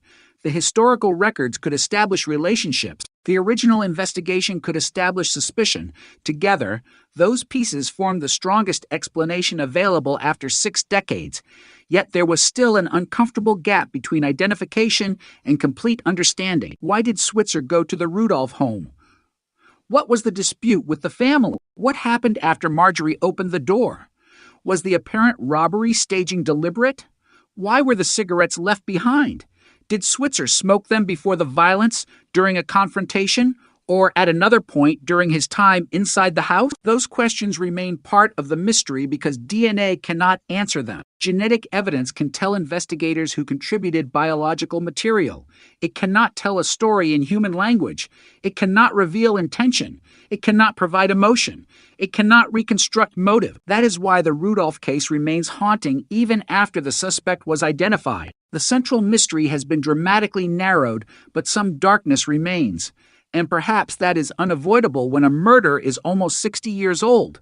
The man who could have answered the remaining questions chose another path. 8 days after Marjorie's death, Switzer died by suicide. The investigation therefore reached a strange ending decades after the suspect himself had already disappeared. The final witness was not a person. It was a cigarette. The final breakthrough was not a confession. It was DNA, and the final connection was not made by the detectives of 1966, but by investigators working in a world of genome sequencing and forensic genetic genealogy. The case had crossed generations without losing its most important clue. That realization gives the Rudolph investigation its most chilling quality. For almost 60 years, the evidence had been waiting in silence. The people involved could not make it speak. The technology could not yet read it. But the biological information was there. It had been there from the beginning. The cigarette had carried the answer through every year the case remained unsolved. It carried the answer through the 1970s, the 1980s, the 1990s, the 2000s, and into the 2020s. And when investigators finally developed the technology to recover that answer, it pointed backward to a name already written inside the original case file. Laurel James Switzer. The man who had once been only a suspect had become the man modern DNA linked to the scene. The forgotten evidence had become the strongest voice the investigation had left. And after 60 years of silence, that voice was impossible to ignore. The most unsettling part of the Marjorie Rudolph case was not that investigators had finally identified a man nearly 60 years after the killing. It was that the answer had been sitting inside the evidence for almost the entire time. The cigarette butts had never moved. The biological material on them had survived. What changed was the ability to read it.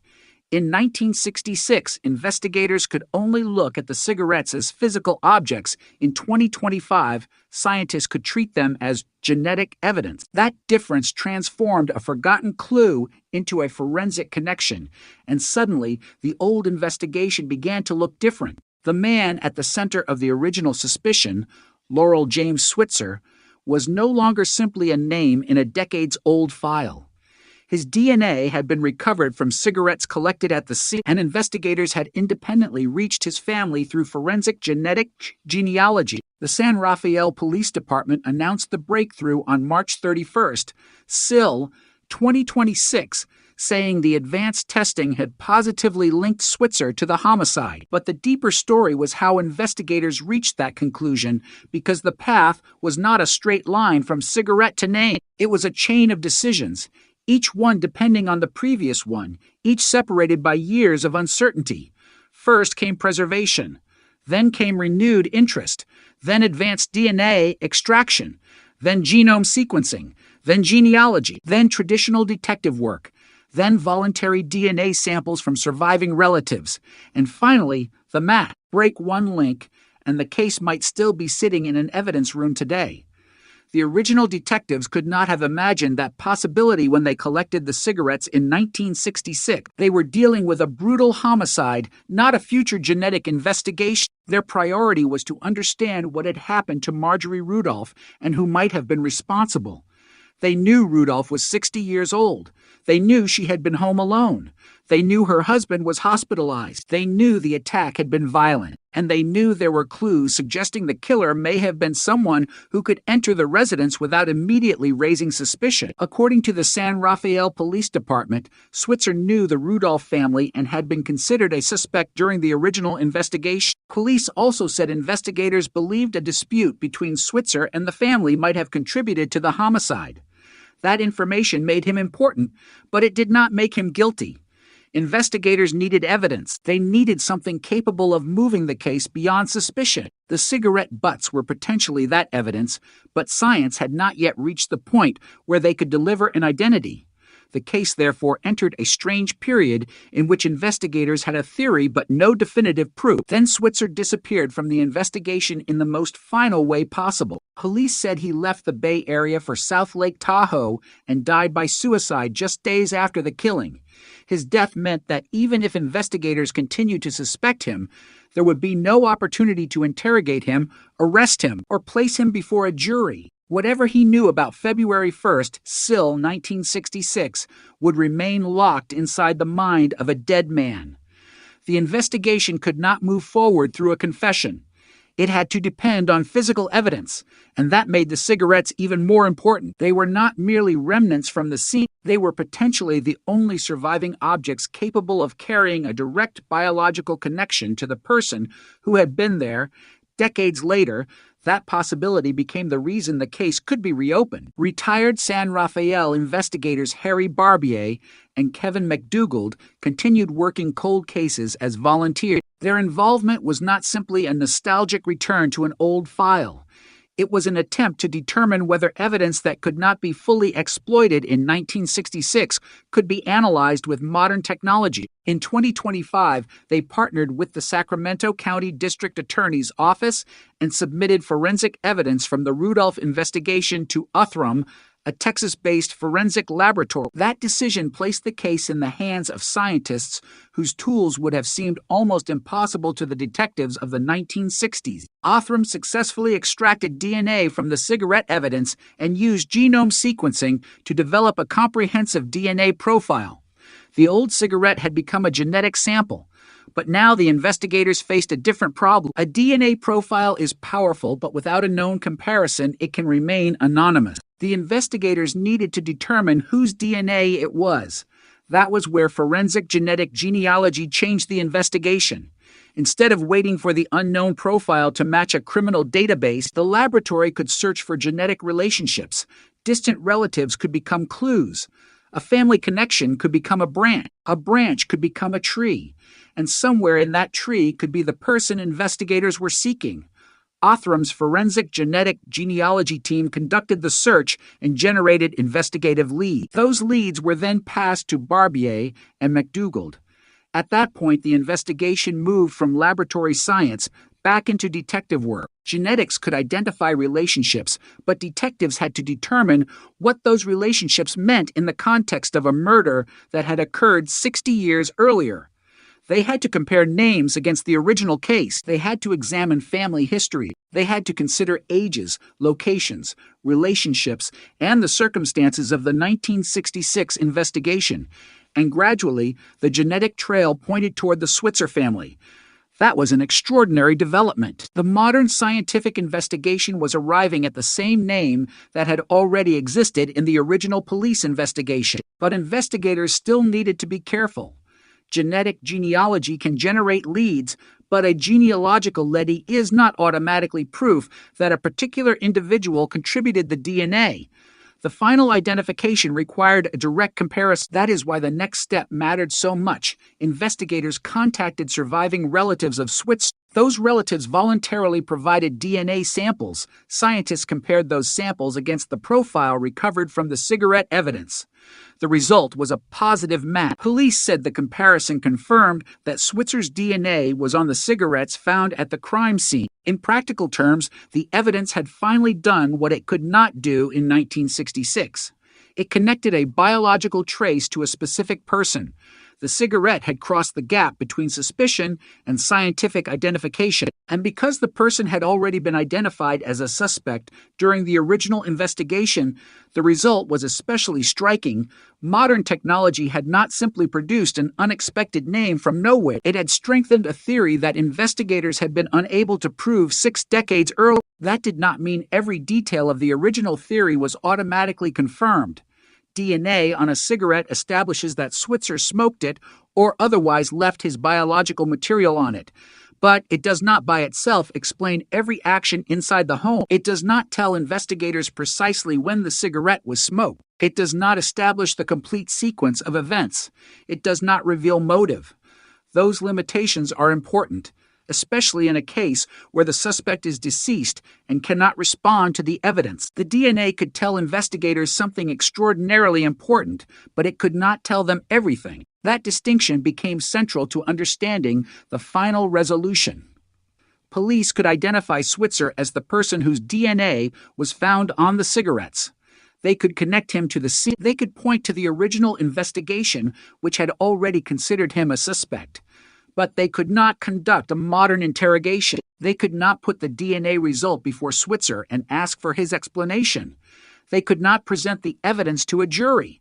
They could not hear his version of the events. The man who might have answered the remaining questions had been dead since 1966. His suicide, occurring only 8 days after Rudolph's murder, according to police, had created a permanent barrier between the investigation and the person at its center. That is why the case's resolution feels different from a conventional cold case arrest. There was no dramatic knock on a door, no police officers waiting outside a suspect's workplace, no handcuffs, no booking photograph. The suspect was already gone. Instead, the breakthrough came through an object that had been silent for generations. The San Rafael Police Department's announcement effectively gave the public a scientific answer where the original investigation had been unable to provide one. The case had a suspect who was now positively linked to the physical evidence. The old file had been transformed. But for the Rudolph family, the most important part was not the technology. It was Marjorie. She had been 60 years old when she was killed. Her husband was in the hospital. She had been home alone. A normal evening had become a homicide investigation. The family then had to live with decades of uncertainty. They had to carry the memory of a murder without a definitive answer. They had to hear theories, remember the original investigation, and watch time move further and further away from the crime. Every passing decade made the case seem less likely to be solved. Yet the family did not have the luxury of simply forgetting. The victim remained part of their history. That is why the statement from the San Rafael Police Department about cold cases never growing cold in the hearts of victims' families carries such weight. A police file can be placed in storage. A detective can retire. A suspect can die. Evidence can become decades old. But the absence left by a murder does not age in the same way. The family continues to know exactly what was lost.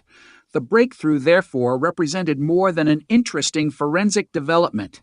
It was a long-delayed acknowledgement that the investigation had not been forgotten. Someone had continued to ask whether the evidence could still speak, and eventually it did. The cigarette butts became the unlikely witnesses. They could not describe the killer's face. They could not tell investigators what he said. They could not explain what happened in the final minutes of Marjorie's life, but they could provide something more precise than memory. Biological identity. That identity led to Switzer, and Switzer led back to the original investigation. Suddenly, the details that had once seemed disconnected gained new significance. The family relationship, the reported dispute, the timing, his departure from the area, his death shortly afterward, the cigarettes. None of those facts alone could solve the case. Together, viewed through the lens of modern DNA evidence, they created a much clearer picture of the investigation's central suspect. Yet the case still contained one final mystery that science could not erase. What happened inside the house that night? The answer may never be known completely. The only person capable of giving a first-hand account is gone. The physical evidence can establish a connection, but it cannot recreate consciousness. It cannot tell investigators what Switzer thought when he entered the house. It cannot reveal what Marjorie said. It cannot explain what turned the encounter into murder. It cannot tell the family why she was targeted. Those unanswered questions remain part of the tragedy. Still, there is an important difference between an unanswered mystery and an unanswered identity. For nearly 60 years, investigators did not know with scientific certainty who had left the biological evidence behind. Now they did. That is a profound change. The case no longer exists in the same state of uncertainty as it did in 1966. Modern forensic science has rewritten the final chapter, and the most remarkable part is that it did so without finding a new crime scene, a new eyewitness, or a new confession. It did so by returning to something investigators had collected at the beginning. The cigarette butt had waited. The evidence had waited. The family had waited. The technology eventually caught up, and when it did, the man whose name had remained buried in the old investigation emerged once again into the light. Laurel James Switzer. 60 years after Marjorie Rudolph's murder, his DNA had finally provided the connection investigators had lacked. The case was no longer simply a forgotten killing from 1966. It had become a demonstration of what happens when old evidence meets new science. The past had not vanished. It had been preserved, and sometimes the most frightening thing about a cold case is realizing that the truth may have been sitting there all along, waiting for someone to know how to read it. The breakthrough in the Marjorie Rudolph case was powerful because it did not come from a spectacular new discovery. Nothing was dug out of the ground. No forgotten witness suddenly appeared. No anonymous letter arrived at police headquarters. Instead, investigators went back to something that had been preserved since the beginning and asked whether modern science could finally extract the information hidden inside it. That decision transformed the meaning of the entire investigation. For decades, the Rudolph case had been a story of suspicion without final proof. Laurel James Switzer had been considered a suspect in 1966, but the investigation had never reached a courtroom. He died only 8 days after Rudolph's murder, leaving investigators without the possibility of an interrogation or trial. The case eventually became cold, but when retired San Rafael detectives Harry Barbier and Kevin McDougald returned to it decades later, they discovered that time had not erased everything. The physical evidence was still there. Among the preserved items were cigarette butts recovered from the scene. Those cigarettes would become the bridge between a murder in 1966 and forensic science in the 21st century. The San Rafael Police Department later said, the evidence was submitted to Othram, a Texas laboratory specializing in advanced forensic DNA analysis, in 2025. Scientists successfully extracted DNA and used genome sequencing to develop a comprehensive profile.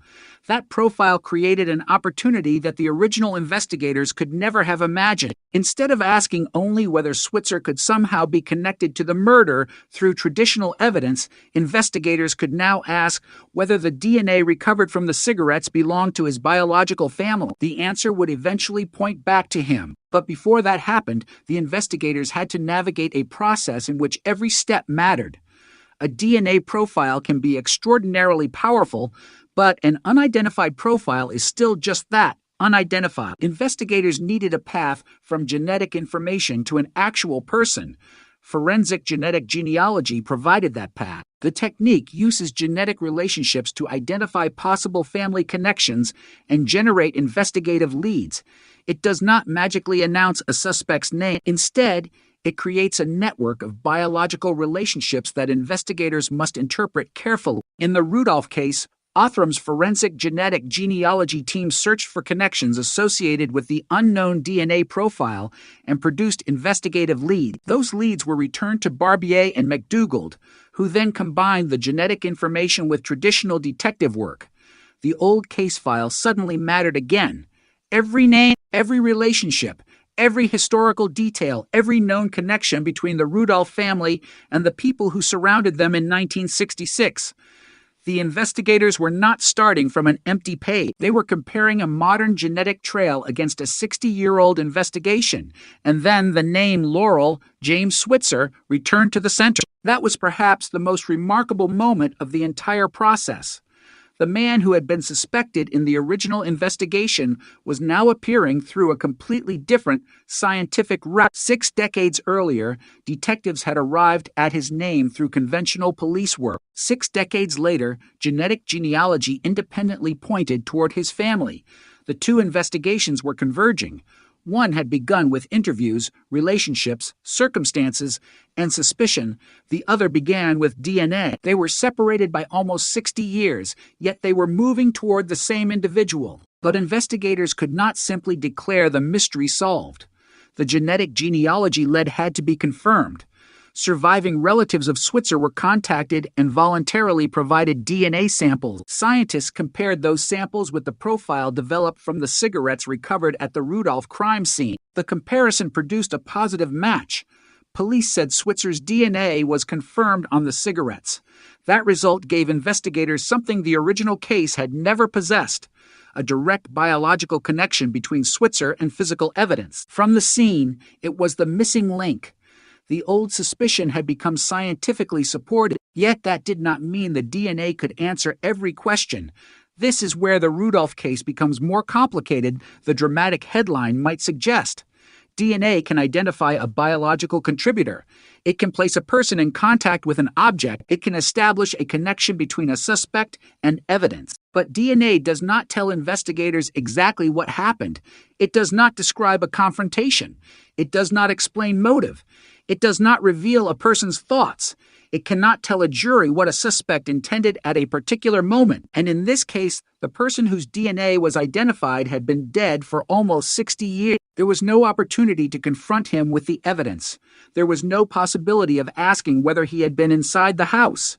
There was no chance to hear his explanation for the cigarette. There would be no trial in which prosecutors could reconstruct the night through testimony and cross-examination. The investigation, therefore, had to end differently. It ended through the combination of historical evidence and modern forensic science. The cigarettes established the biological connection. The original investigation established why Switzer had already been considered a suspect.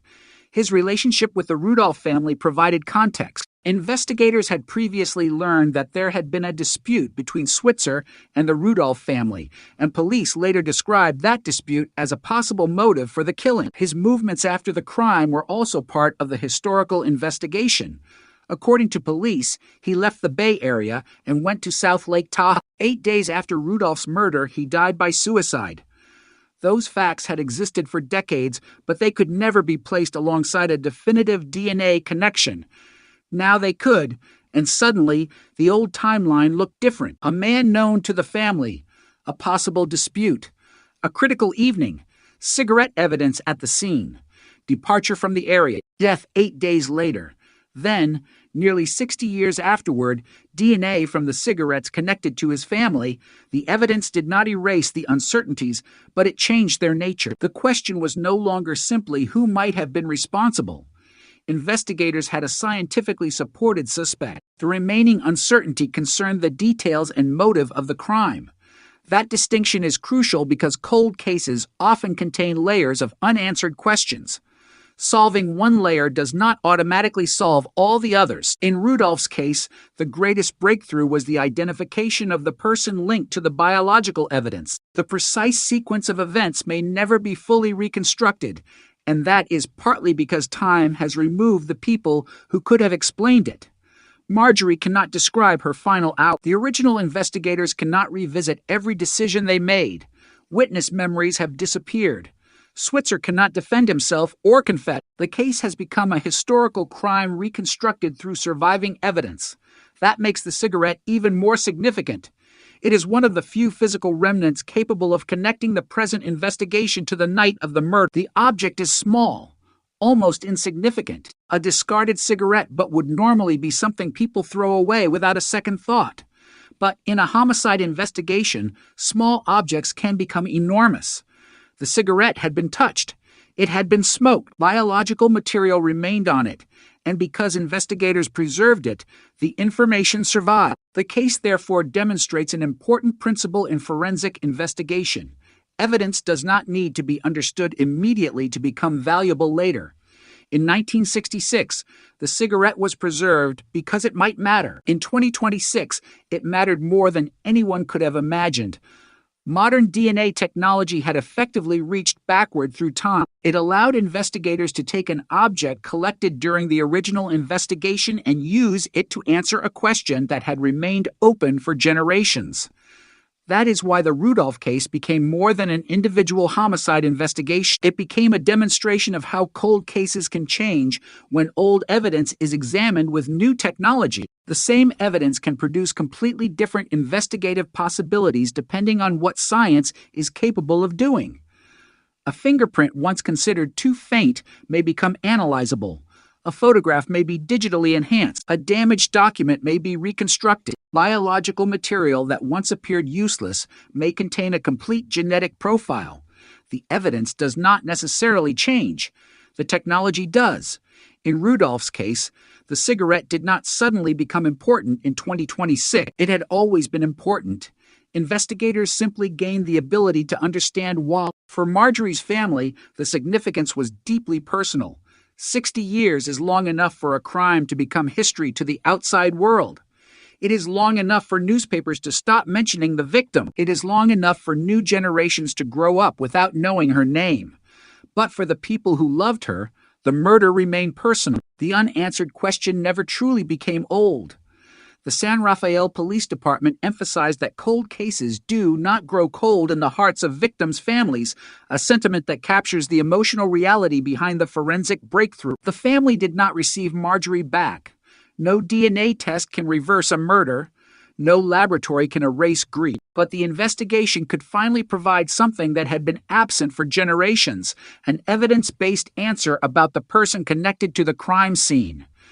That answer matters because uncertainty has its own kind of cruelty. A family may spend decades wondering whether the killer will ever be identified. They may wonder whether investigators missed something. They may wonder whether the truth is still somewhere inside an old evidence box. In this case, it was. The truth was not completely lost. It was preserved in biological material attached to a cigarette. And eventually, investigators found a way to read it. On March 31st, SIL 2026, San Rafael Police publicly announced the identification, bringing national attention to a murder that had remained unresolved since 1966. The announcement was unusual because there was no living suspect to arrest. The resolution arrived through evidence rather than handcuffs. There was no dramatic police operation. There was no suspect walking into a courtroom. There was simply a name that had once been buried inside a 60-year-old investigation and a DNA profile that now connected that name to evidence from the crime scene.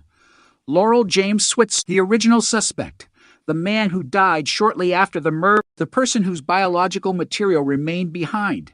His death meant that justice could never take the form it might have taken in 1966, but identification still mattered.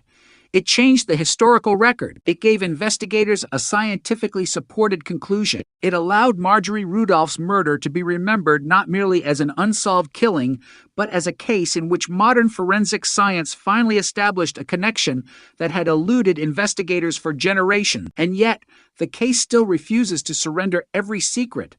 What exactly happened between Marjorie and Switzer? What triggered the violence? Why was she attacked so brutally? What was the precise purpose of the apparent robbery staging? Why were the cigarettes left behind? Did Switzer believe he had removed every trace of himself? Did he ever imagine that something as ordinary as a cigarette could survive him? These questions may never have answers. The man who could have provided them is gone. But one question has changed forever. Who was connected to the evidence? Now investigators know. The cigarette answered that question after almost 60 years. The object that once looked insignificant became the strongest surviving biological witness to a forgotten crime. It carried a message from 1966 into the future, and when the future finally learned how to read it, the message was unmistakable. The man investigators had suspected decades earlier had left his DNA behind. The case had not been defeated by time. Time had only delayed the moment when the evidence could speak. The revelation that Laurel James Switzer's DNA was found on the cigarettes recovered from the Rudolph crime scene did not simply close a file. It forced investigators to look backward, to examine the original case through the lens of evidence that had not been scientifically readable in 1966. For decades, the murder had existed in a strange state of suspension. There had been a victim. There had been a brutal crime scene. There had been a suspect. There had been questions about motive and opportunity, but there had never been the definitive forensic connection necessary to transform suspicion into certainty. Then, almost 60 years later, a laboratory produced the missing link.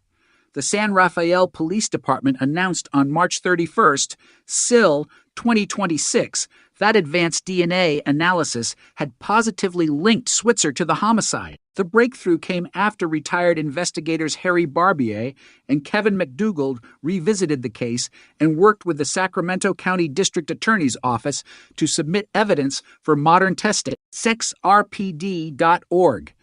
But behind that announcement was a much more complicated question.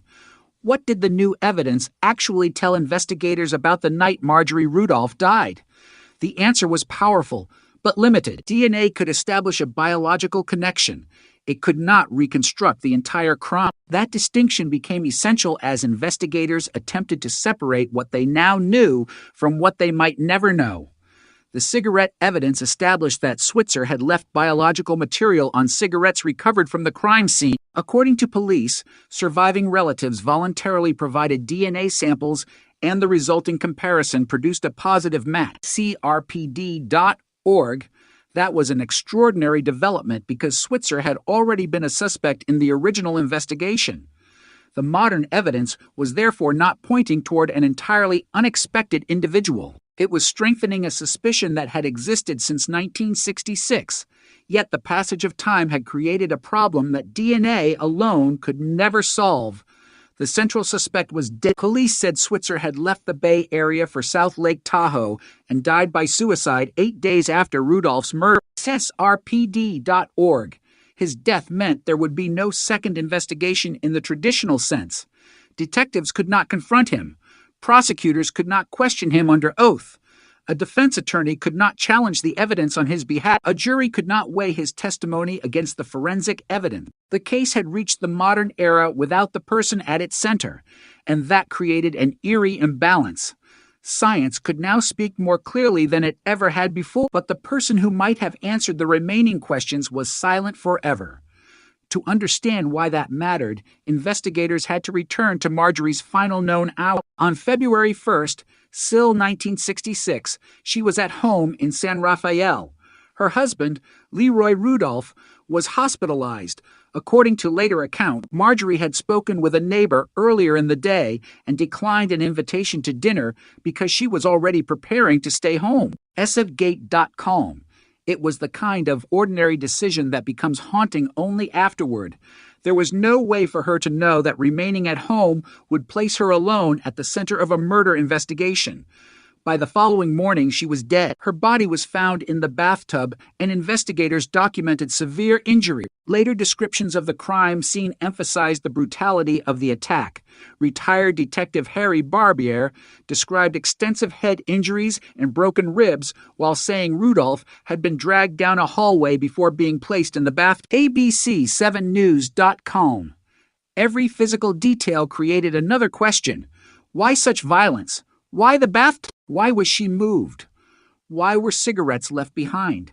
Why had the killer apparently been able to enter the residence without the kind of forced entry investigators might expect from a stranger? These questions became increasingly important when investigators considered Switzer's relationship with the Rudolph family. Switzer was not an unknown figure from outside the community.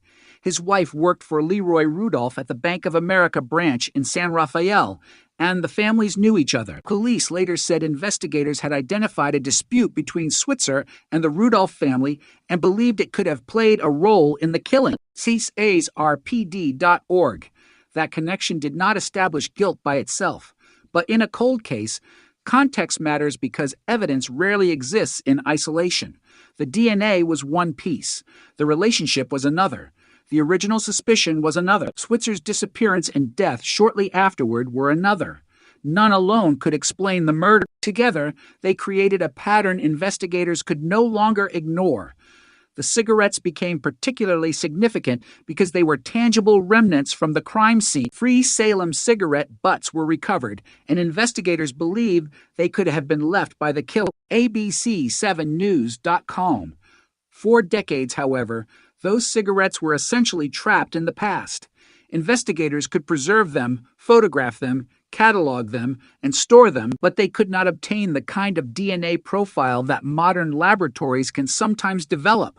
This is one of the strangest elements of forensic history. A clue can exist long before anyone knows what it is worth. The evidence may appear ordinary. Its importance may remain invisible until science catches up. That was exactly what happened here. In 2025, Othram received forensic evidence from the case. Scientists extracted DNA and used forensic-grade genome sequencing to develop a comprehensive profile. SRPD.org. The technology did not travel backward through time. The evidence did. The cigarette from 1966 was still there, carrying biological information deposited by a person who had been dead for decades. Scientists were finally able to interpret that information. The next step was forensic genetic genealogy. Othram's genealogy team generated investigative leads from the DNA profile, and those leads were returned to the retired detective. SRPD.org. This was where the investigation became almost cinematic in its symmetry. In 1966, detectives had started with people, relationships, and circumstances, and eventually focused on Switzer. In the modern investigation, scientists started with anonymous DNA and moved through biological relationships until the same family name emerged. Two completely different investigative paths were converging on the same destination, but investigators still needed direct confirmation. Surviving relatives provided DNA reference samples voluntarily. The samples were compared with a profile recovered from the cigarettes. The match was positive. Switzer's DNA was confirmed on the evidence. SRPD.org. At that point, the case changed forever. The question was no longer whether modern science could connect the cigarette to Switzer. It had. The question became what that connection meant within the larger story of the murder. The most defensible conclusion was that Switzer had been present at the crime scene and had smoked the cigarettes. Police identified him as the likely suspect responsible for the homicide. But investigators also acknowledged that because Switzer had died shortly after the murder, the exact circumstances and motivation might never be fully known. SaysRPD.org. That limitation mattered. Headlines can make a cold case breakthrough sound absolute, as if every mystery disappears the instant DNA produces a name. Reality is different. DNA can be extraordinarily precise about biological identity, but it does not automatically explain conduct. The cigarette tells investigators who contributed the biological material. It does not tell them why that person was in the home. It does not reveal the argument, if there was one. It does not describe the violence. It does not establish every movement made during the attack. It does not explain what happened immediately before or after the killing. Those questions remain dependent on historical evidence and inference. And in the Rudolph case, the most important witness who could have answered them is unavailable. Switzer's suicide 8 days after the murder closed that door permanently. His death also created another layer of mystery. Why did he leave the Bay Area? Why did he go to South Lake Tahoe? What was happening in his life during those 8 days? Was his departure connected to the killing? Did he understand that investigators were focusing on him? Or was his death unrelated to the investigation? The historical record can establish the sequence of events, but it cannot provide a definitive psychological explanation. That is where the case reaches the boundary between evidence and speculation. Investigators can state what they know. They can describe what the DNA established. They can document Switzer's connection to the victim and the original investigation, but they cannot responsibly invent the missing pieces. The unanswered questions remain unanswered, and perhaps that is what makes the case so haunting. The modern breakthrough was enormous, but it did not erase the darkness surrounding the final hours of Marjorie's life. It simply illuminated one part of it. For the first time, investigators could look at the old evidence and say that the biological material belonged to the man who had been considered a suspect in 1966. That gave the family something they had been denied for generations, a scientifically supported identification. Yet it also revealed how much remained unknowable. The victim could not speak. The suspect could not speak. The witnesses who remembered the era were aging or gone. The house itself could not testify. The only surviving witness capable of offering new information was microscopic. It was inside a cigarette filter. That cigarette had been thrown away in a moment nobody thought would matter. It became the silent witness that survived every person connected to the case. 6 decades passed. The world changed. Forensic science changed. San Rafael changed.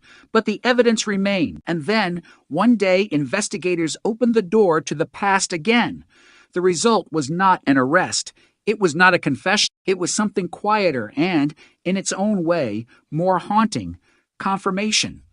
The man who had once been only a suspect was now scientifically linked to the crime scene. His name was no longer supported solely by the suspicions of detectives working in 1966.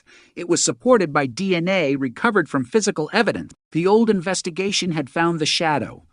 Modern science finally revealed the biological signature behind it. And as investigators announced the breakthrough in 2026, the story of Marjorie Rudolph's murder moved from an unresolved chapter of San Rafael history into the strange category of cold cases that are solved without a living perpetrator ever facing justice. The killer, according to investigators, had not escaped because the evidence disappeared. He had escaped because time intervened. He died before science could catch up, but the cigarette remained. The DNA remained, and eventually, those two things were enough to break 60 years of silence. The identification of Laurel James Switzer did not erase the mystery surrounding Marjorie Rudolph's final night. Instead, it sharpened it. For nearly 60 years, investigators had been forced to live with an incomplete picture. Now they had a scientific connection between Switzer and evidence recovered from the crime scene, but they still had to confront the questions that DNA could not answer. The cigarette could identify the person who left biological material behind. It could not describe the violence. It could not reveal the conversation that preceded it. It could not explain what happened inside the Rudolph home after the door was closed. And it could not tell investigators what Switzer was thinking when he left the house and disappeared from the Bay Area. That silence became even more striking because the original investigation had already placed Switzer near the center of the case. According to the San Rafael Police Department, Switzer knew the Rudolph family, and investigators had identified a dispute between him and the family that they believed could have been connected to the killing. Says RPD.org. In another case, such a connection might have led to an interrogation, a search warrant, surveillance, or an eventual arrest. But the Rudolph investigation unfolded in 1966, and the timeline moved brutally fast. Switzer left the area and went to South Lake Tahoe. 8 days after Marjorie's death, he died by suicide. CISRPD.org. Whatever investigators wanted to ask him, they would never have the opportunity. His death turned the investigation into something unusually difficult. A homicide with a suspected perpetrator who could never be placed before a court.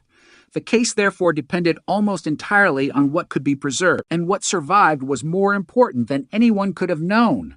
The cigarettes remained in evidence. For decades they were essentially frozen pieces of the original crime scene. Investigators of the 1960s had no way of knowing that saliva on a cigarette filter could eventually become a source of a comprehensive DNA profile. They could only preserve what they believed might be useful. That simple act became crucial. When retired, San Rafael detectives Harry Barbier and Kevin McDougald revisited the case decades later. They did not need to recreate the evidence. They needed to ask whether technology had finally advanced far enough to extract information from it. In 2025, forensic evidence from the Rudolph investigation was submitted to Othram, a Texas laboratory specializing in advanced DNA analysis. Scientists successfully extracted DNA from the cigarette evidence and used forensic-grade genome sequencing to develop a comprehensive profile. SRPD.org. The development represented an extraordinary reversal of the original investigation. In 1966, detectives had a physical object but no genetic identity. In 2025, investigators had the genetic identity but needed to determine whose it was. The evidence had not changed. The question had, and forensic genetic genealogy provided a way to pursue the answer. Othram's forensic genetic genealogy team searched for biological relationships connected to the unknown profile and generated investigative leads. Those leads were then returned to Barbier and McDougald, who compared them with the historical information already contained in the case. SRPD.org. The result was remarkable. The genetic investigation pointed toward the Switzer family. Once again, the name that had appeared in the original investigation was emerging from the evidence, but this time it was arriving through a completely different route.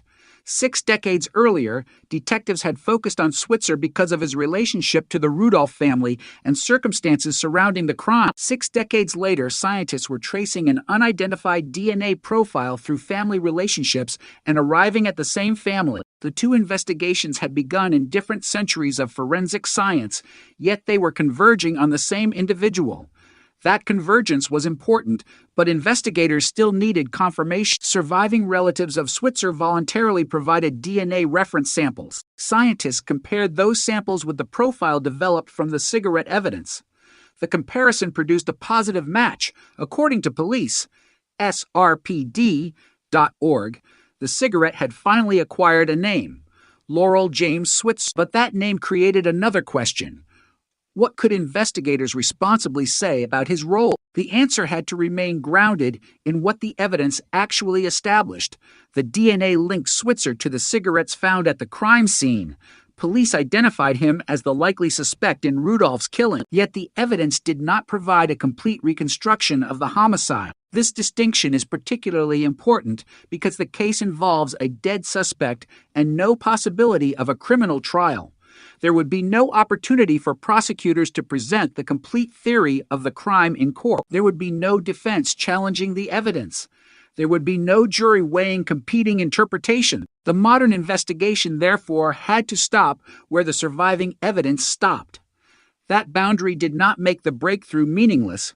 Quite the opposite. It made the breakthrough historically significant because it solved a question that had remained open for almost 60 years without pretending that science could answer questions beyond its reach. The cigarette could say, in effect, this biological material came from Switzer.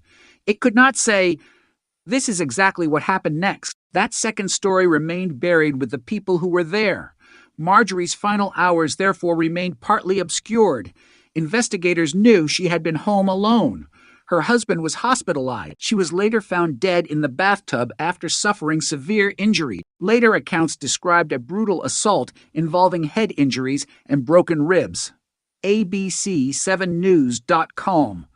Those facts created the framework, but not the complete narrative. Somewhere between Marjorie's ordinary evening and the discovery of her body, the circumstances changed catastrophically. And somewhere inside that period, the cigarettes were smoked. That small detail became one of the few pieces of physical evidence capable of carrying a biological identity from the past into the present. It is difficult to overstate how strange that is. A cigarette is designed to disappear. It burns away. It is discarded. Its existence is temporary. Yet one of these cigarettes survived for nearly 60 years in evidence. The smoker disappeared. The investigation grew cold. The technology changed. The cigarette remained. It became a time capsule containing biological information that could not be understood when it was collected. The same object that had once seemed like a minor clue eventually became central to the resolution of the case. And that is why the Rudolph investigation offers such a powerful lesson about cold cases. Sometimes the most important evidence is not the evidence that produces an immediate breakthrough. Sometimes it is the evidence that investigators preserve without knowing exactly how it will be used. The detectives of 1966 could not have foreseen forensic genetic genealogy. They could not have imagined genome sequencing being applied to a cigarette. They could not have known that surviving relatives might one day provide reference DNA that would connect an old suspect to old evidence. They simply preserved the physical traces available to them. Decades later, a new generation of investigators could build upon that foundation. But technology alone was not enough. Someone had to return to the case. Someone had to believe that the evidence was worth testing. Someone had to take an old box of evidence and ask whether the science had changed enough to make a difference. That persistence came from Barbier and McDougald, who worked on the case as retired investigators. Their involvement demonstrates another reality of cold case investigations.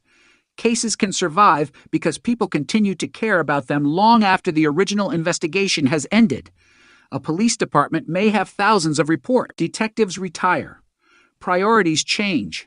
New crimes demand attention. Yet occasionally an old case finds its way back into the hands of someone willing to look again. The Rudolph investigation was one of those cases. The new investigation did not replace the old one. It built on it. The original detectives had identified Switzer as a suspect. The modern investigators found a way to test that suspicion with technology that had not existed when Rudolph was killed. The result was a convergence between historical police work and modern forensic science. That convergence also changed the emotional meaning of the case. Before the DNA result, Marjorie's family had a question without a definitive answer. After the DNA result, they had a scientifically supported identification of the man investigators believed responsible, but they still did not have every answer. They could know who had left the biological evidence behind. They could know that the original suspect was now linked to the crime scene. Yet they could not know exactly why the violence happened. The passage of time had taken too much away. The people who might have explained the motive were gone. The memories that could have filled the gaps had faded. The house where the crime occurred had become part of history. The suspect himself had been dead since 1966. The investigation therefore reached an ending that was simultaneously definitive and incomplete. It was definitive in one narrow but crucial sense. Investigators could identify the person whose DNA was found on the cigarettes. It was incomplete because the full circumstances surrounding Marjorie's death could never be reconstructed with absolute certainty. That tension is what makes the case so haunting. A cold case can be solved without every mystery disappearing. Sometimes solving the case means answering the most important question while accepting that some smaller questions will remain forever beyond reach. In the Rudolph investigation, the central breakthrough came from an object that had been almost invisible for decades. 3 cigarette butts had remained behind. One contained biological material capable of being analyzed with modern technology. That material produced a genetic profile. Genetic genealogy produced investigative leads. Surviving relatives provided reference samples. The comparison produced a match. And suddenly, the investigation had traveled from an anonymous cigarette to a specific name, Laurel James Switzer. The name had been part of the case since 1966, but now it carried a completely different weight. It was no longer simply the name of a suspect recorded by detectives working with limited forensic tools. It was the name associated with DNA recovered from the crime scene. The San Rafael Police Department publicly announced the breakthrough on March 31st, SIL 2026, srpd.org. The announcement effectively ended one of the longest periods of uncertainty surrounding the Rudolph homicide. Yet there was still something unsettling about the timing. The breakthrough arrived after almost 60 years, but Switzer had been dead for almost the entire period during which investigators were searching for definitive proof. Justice, in the conventional sense, could not follow the evidence to a courtroom. There would be no arrest. There would be no sentencing. There would be no moment when a judge pronounced a punishment. The resolution would have to exist in another form: identification, documentation, and historical truth. For the family, that might be the closest thing the case could provide. The unanswered question had not vanished. It had changed. For decades, the question had been, who killed Marjorie Rudolph? After the DNA breakthrough, the more difficult questions became, why? And exactly what happened? Those questions are different. The first could be approached through forensic genetics. The others may never be answered. And as investigators closed the modern chapter of the case, the cigarette evidence remained a symbol of everything that had happened. It had been there in 1966. It had remained through every decade of silence. It had survived the suspect. It had survived the original detectives. It had survived the fading memories of witnesses. And eventually, it provided the biological information that modern science could finally decode. A tiny object became a witness to history. It could not speak about the murder itself, but it could speak about who had been there. After 60 years, that was enough to change the story forever. The case had now crossed a line that investigators in 1966 could never have imagined.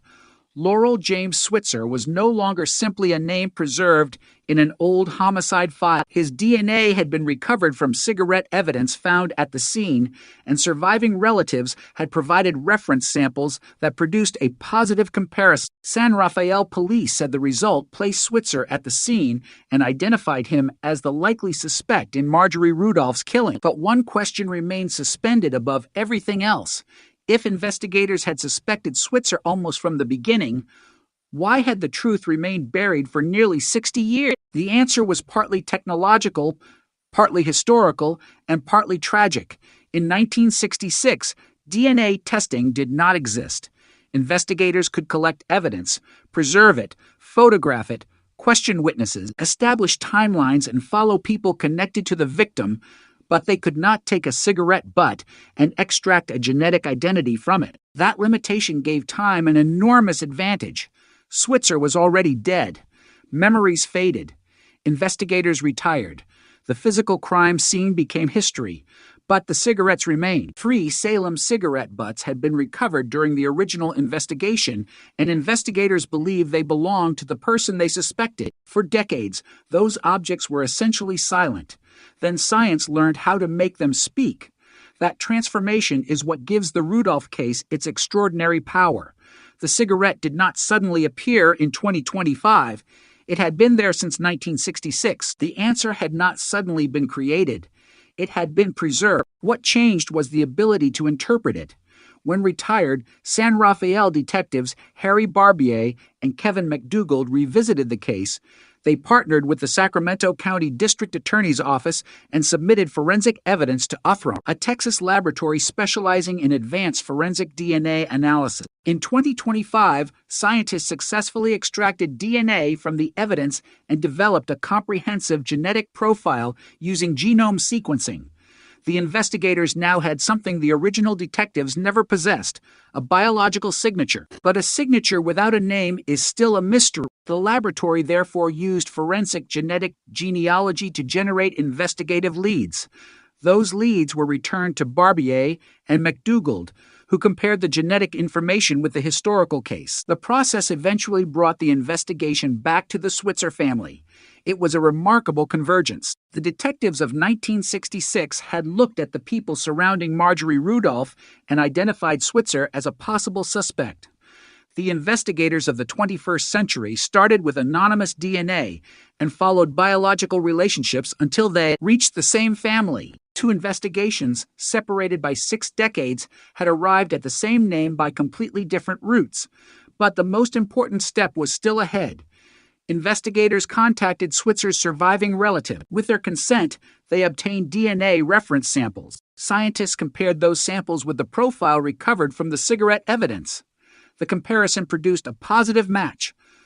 Police said the result confirmed that Switzer's DNA was present on the cigarettes and placed him at the crime scene. Suddenly, an old suspicion had a modern scientific foundation. Yet the discovery did not provide investigators with the luxury of asking Switzer what happened. He had been dead since 1966. Police said he died by suicide 8 days after the murder. That detail changed everything about the way the case could be resolved. In an ordinary investigation, the discovery of DNA connecting a suspect to a homicide might trigger an arrest, an interrogation, a search for additional evidence, and eventually a prosecution. None of those steps was possible here. The man at the center of the investigation was beyond reach. There would be no interrogation room. No detective could place the cigarette evidence in front of him and ask why his DNA was there. No prosecutor could question him under oath. No defense attorney could challenge the evidence. No jury could hear both sides. The evidence had arrived too late for that. The case could be solved historically, but justice could not take the traditional form. And that distinction matters because the word solved can mean different things. For the San Rafael Police Department, the case was resolved because modern DNA analysis established Switzer's presence at the scene and strengthened the conclusion that he was the likely suspect. But police also acknowledged that his exact involvement and true motivation may never be known. That remaining uncertainty is not a weakness in the investigation. It is a boundary created by history. Science can identify biological material. It cannot resurrect a witness. It cannot reconstruct a conversation that nobody recorded. It cannot force a dead suspect to explain his action. It cannot determine with absolute certainty what was happening inside a person's mind nearly 60 years earlier. The evidence tells investigators something extraordinarily important. It does not tell them everything. That distinction becomes even more powerful when the circumstances of Marjorie's death are considered. She was 60 years old. She was home alone in San Rafael while her husband was hospitalized. Someone entered the residence, and she was violently attacked. Later accounts described devastating head injuries, broken ribs, and her body being dragged into a bathtub filled with water. The violence suggested that something had gone terribly wrong inside a place that should have been safe. Yet the reason remained unclear. Police said Switzer knew Marjorie and her husband, and case files indicated there had been some kind of dispute between Switzer and the Rudolph family that investigators believed may have been connected to the homicide. But the nature of that dispute has never been fully established in the public record. That leaves an unsettling gap. Investigators now have a strong biological link, but they do not have a complete explanation for the motive. The cigarette tells them Switzer was there. It does not tell them why.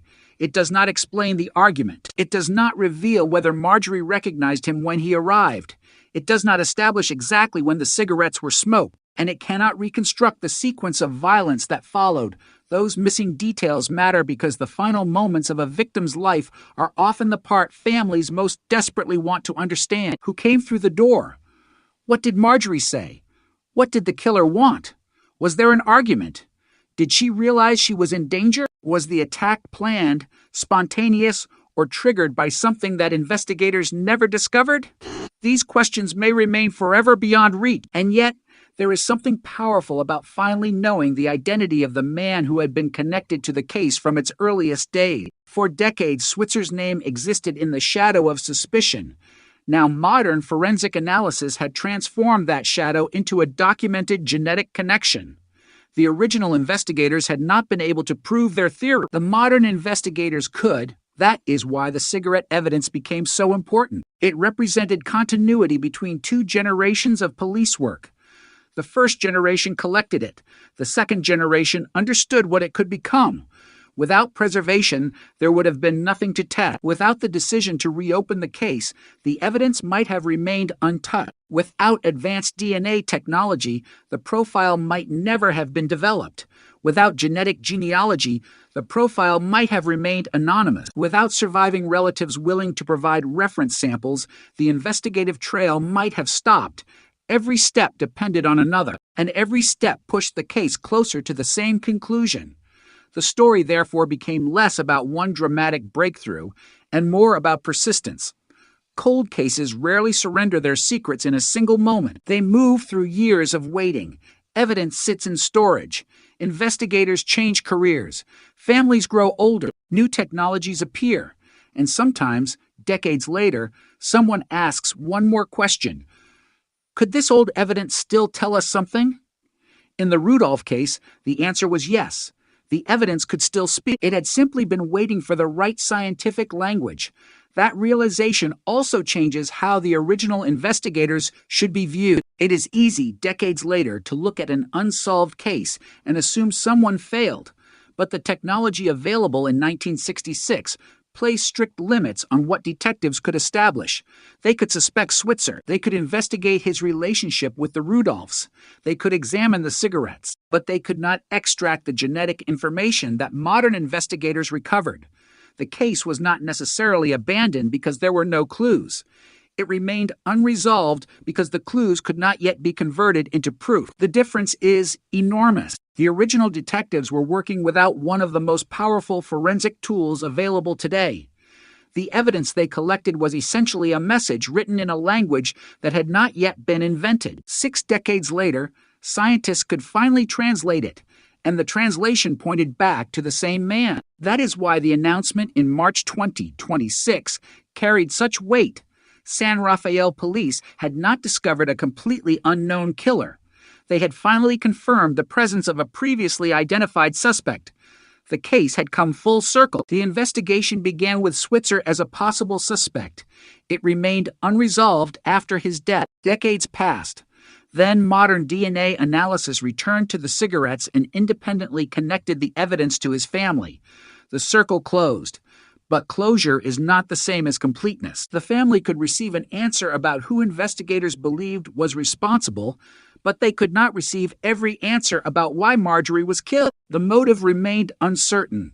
The exact circumstances remained uncertain, and because Switzer died only 8 days afterward, those uncertainties may never be resolved.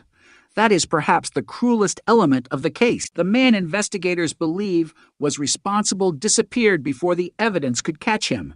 He left behind only fragments, a name, a history, a connection to the Rudolph family, a suspected dispute, a few cigarettes, and eventually DNA. The cigarettes became the strongest surviving witnesses, but even they had limits. They could say, with scientific force, that Switzer's biological material was present. They could not describe the murder. They could not testify about intention. They could not tell the family what happened in the final minutes of Marjorie's life. The evidence could identify. It could not explain.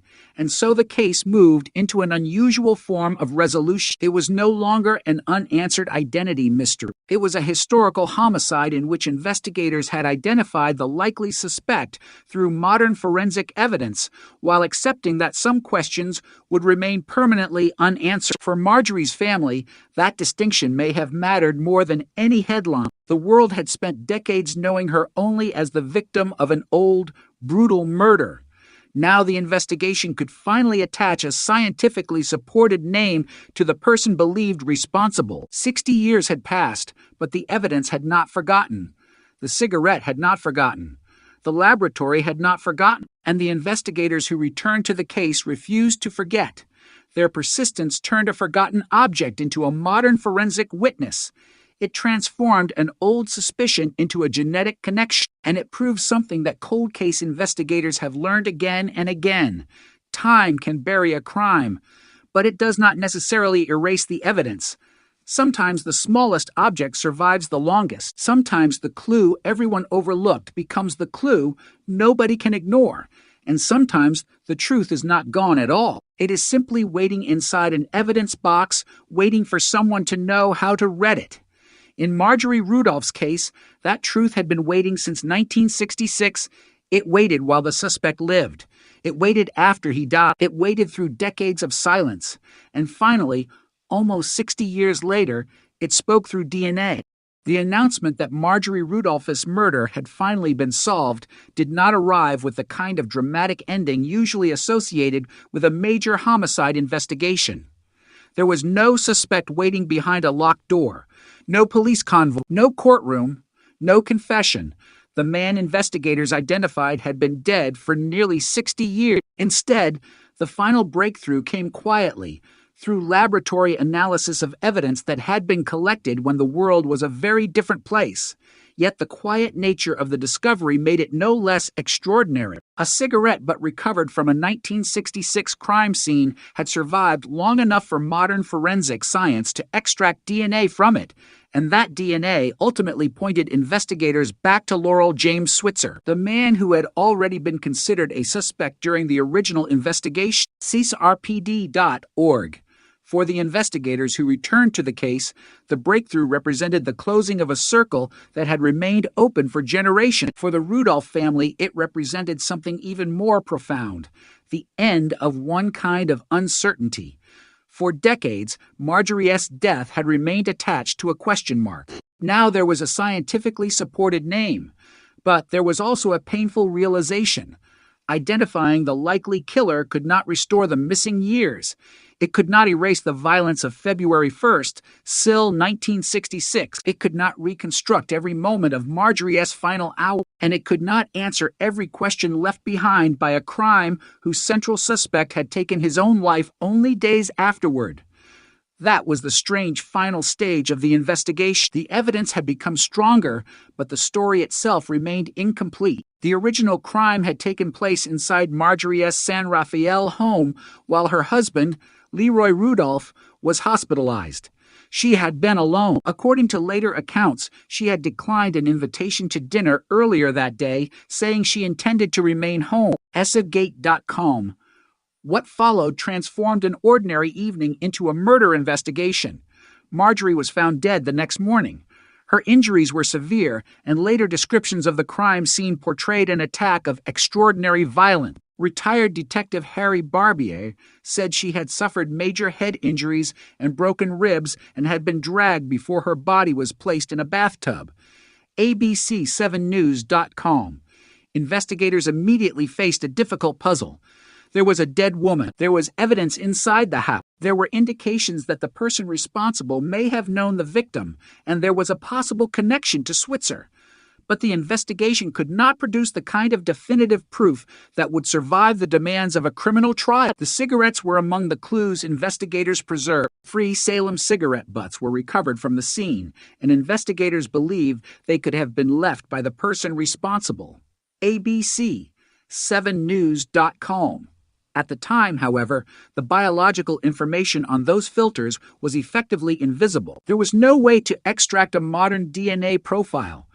There was no genetic genealogy. There was no database capable of searching distant biological relationships. The cigarettes could be preserved, but their deepest information remained inaccessible. That limitation became critical when Switzer died. Police later said he had left the Bay Area for South Lake Tahoe and died by suicide 8 days after Rudolph S. murder. Says RPD.org. His death effectively froze the investigation. A person who might have provided answers was suddenly unreachable. If investigators had questions about his movements, his relationship with Marjorie, or the reported dispute between him and the Rudolph family, they could no longer ask him directly. Whatever explanation existed inside his mind disappeared with him. The case could only be solved through evidence that survived, and for decades, that evidence seemed incapable of producing the final answer. Then the calendar reached 2025. Retired San Rafael detectives Harry Barbier and Kevin McDougald revisited the case and partnered with the Sacramento County District Attorney's Office. They submitted forensic evidence to Othram, a Texas laboratory specializing in advanced DNA analysis. SRPD.org. The decision represented a fundamental change in the investigation. Instead of asking whether the original detectives had missed a witness or overlooked a document, the investigators asked whether the physical evidence itself could now be examined in a completely new way. The answer was yes. Othram successfully extracted DNA from the cigarette evidence and developed a comprehensive profile through forensic-grade genome sequencing. SRPD.org.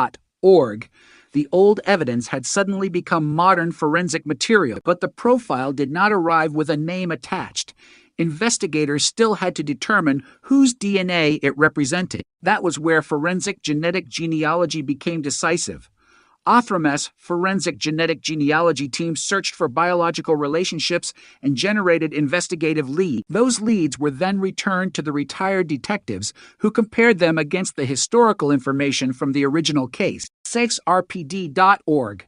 The genetic trail began pointing toward the Switzer family. It was an astonishing convergence. The original investigation had pointed toward Laurel James Switzer through conventional police work. The modern investigation had begun with an unidentified DNA profile and arrived independently at the same family. Yet investigators still needed a direct comparison before they could make a definitive identification. Surviving relatives of Switzer voluntarily provided DNA reference samples. Scientists compared those samples with the genetic profile developed from the cigarette evidence. The result was a positive match. According to police, Switzer's DNA was confirmed on the cigarettes recovered from the crime scene. SRPD.org. That result transformed the old case. The evidence had finally connected Switzer to the scene through biology. It was no longer merely a historical theory. It was no longer only an investigator's suspicion. It was a forensic connection created from physical evidence preserved since the original investigation. And yet, precisely because the evidence was so powerful, investigators also had to be precise about what it did and did not establish. The DNA showed that Switzer's biological material was on the cigarettes.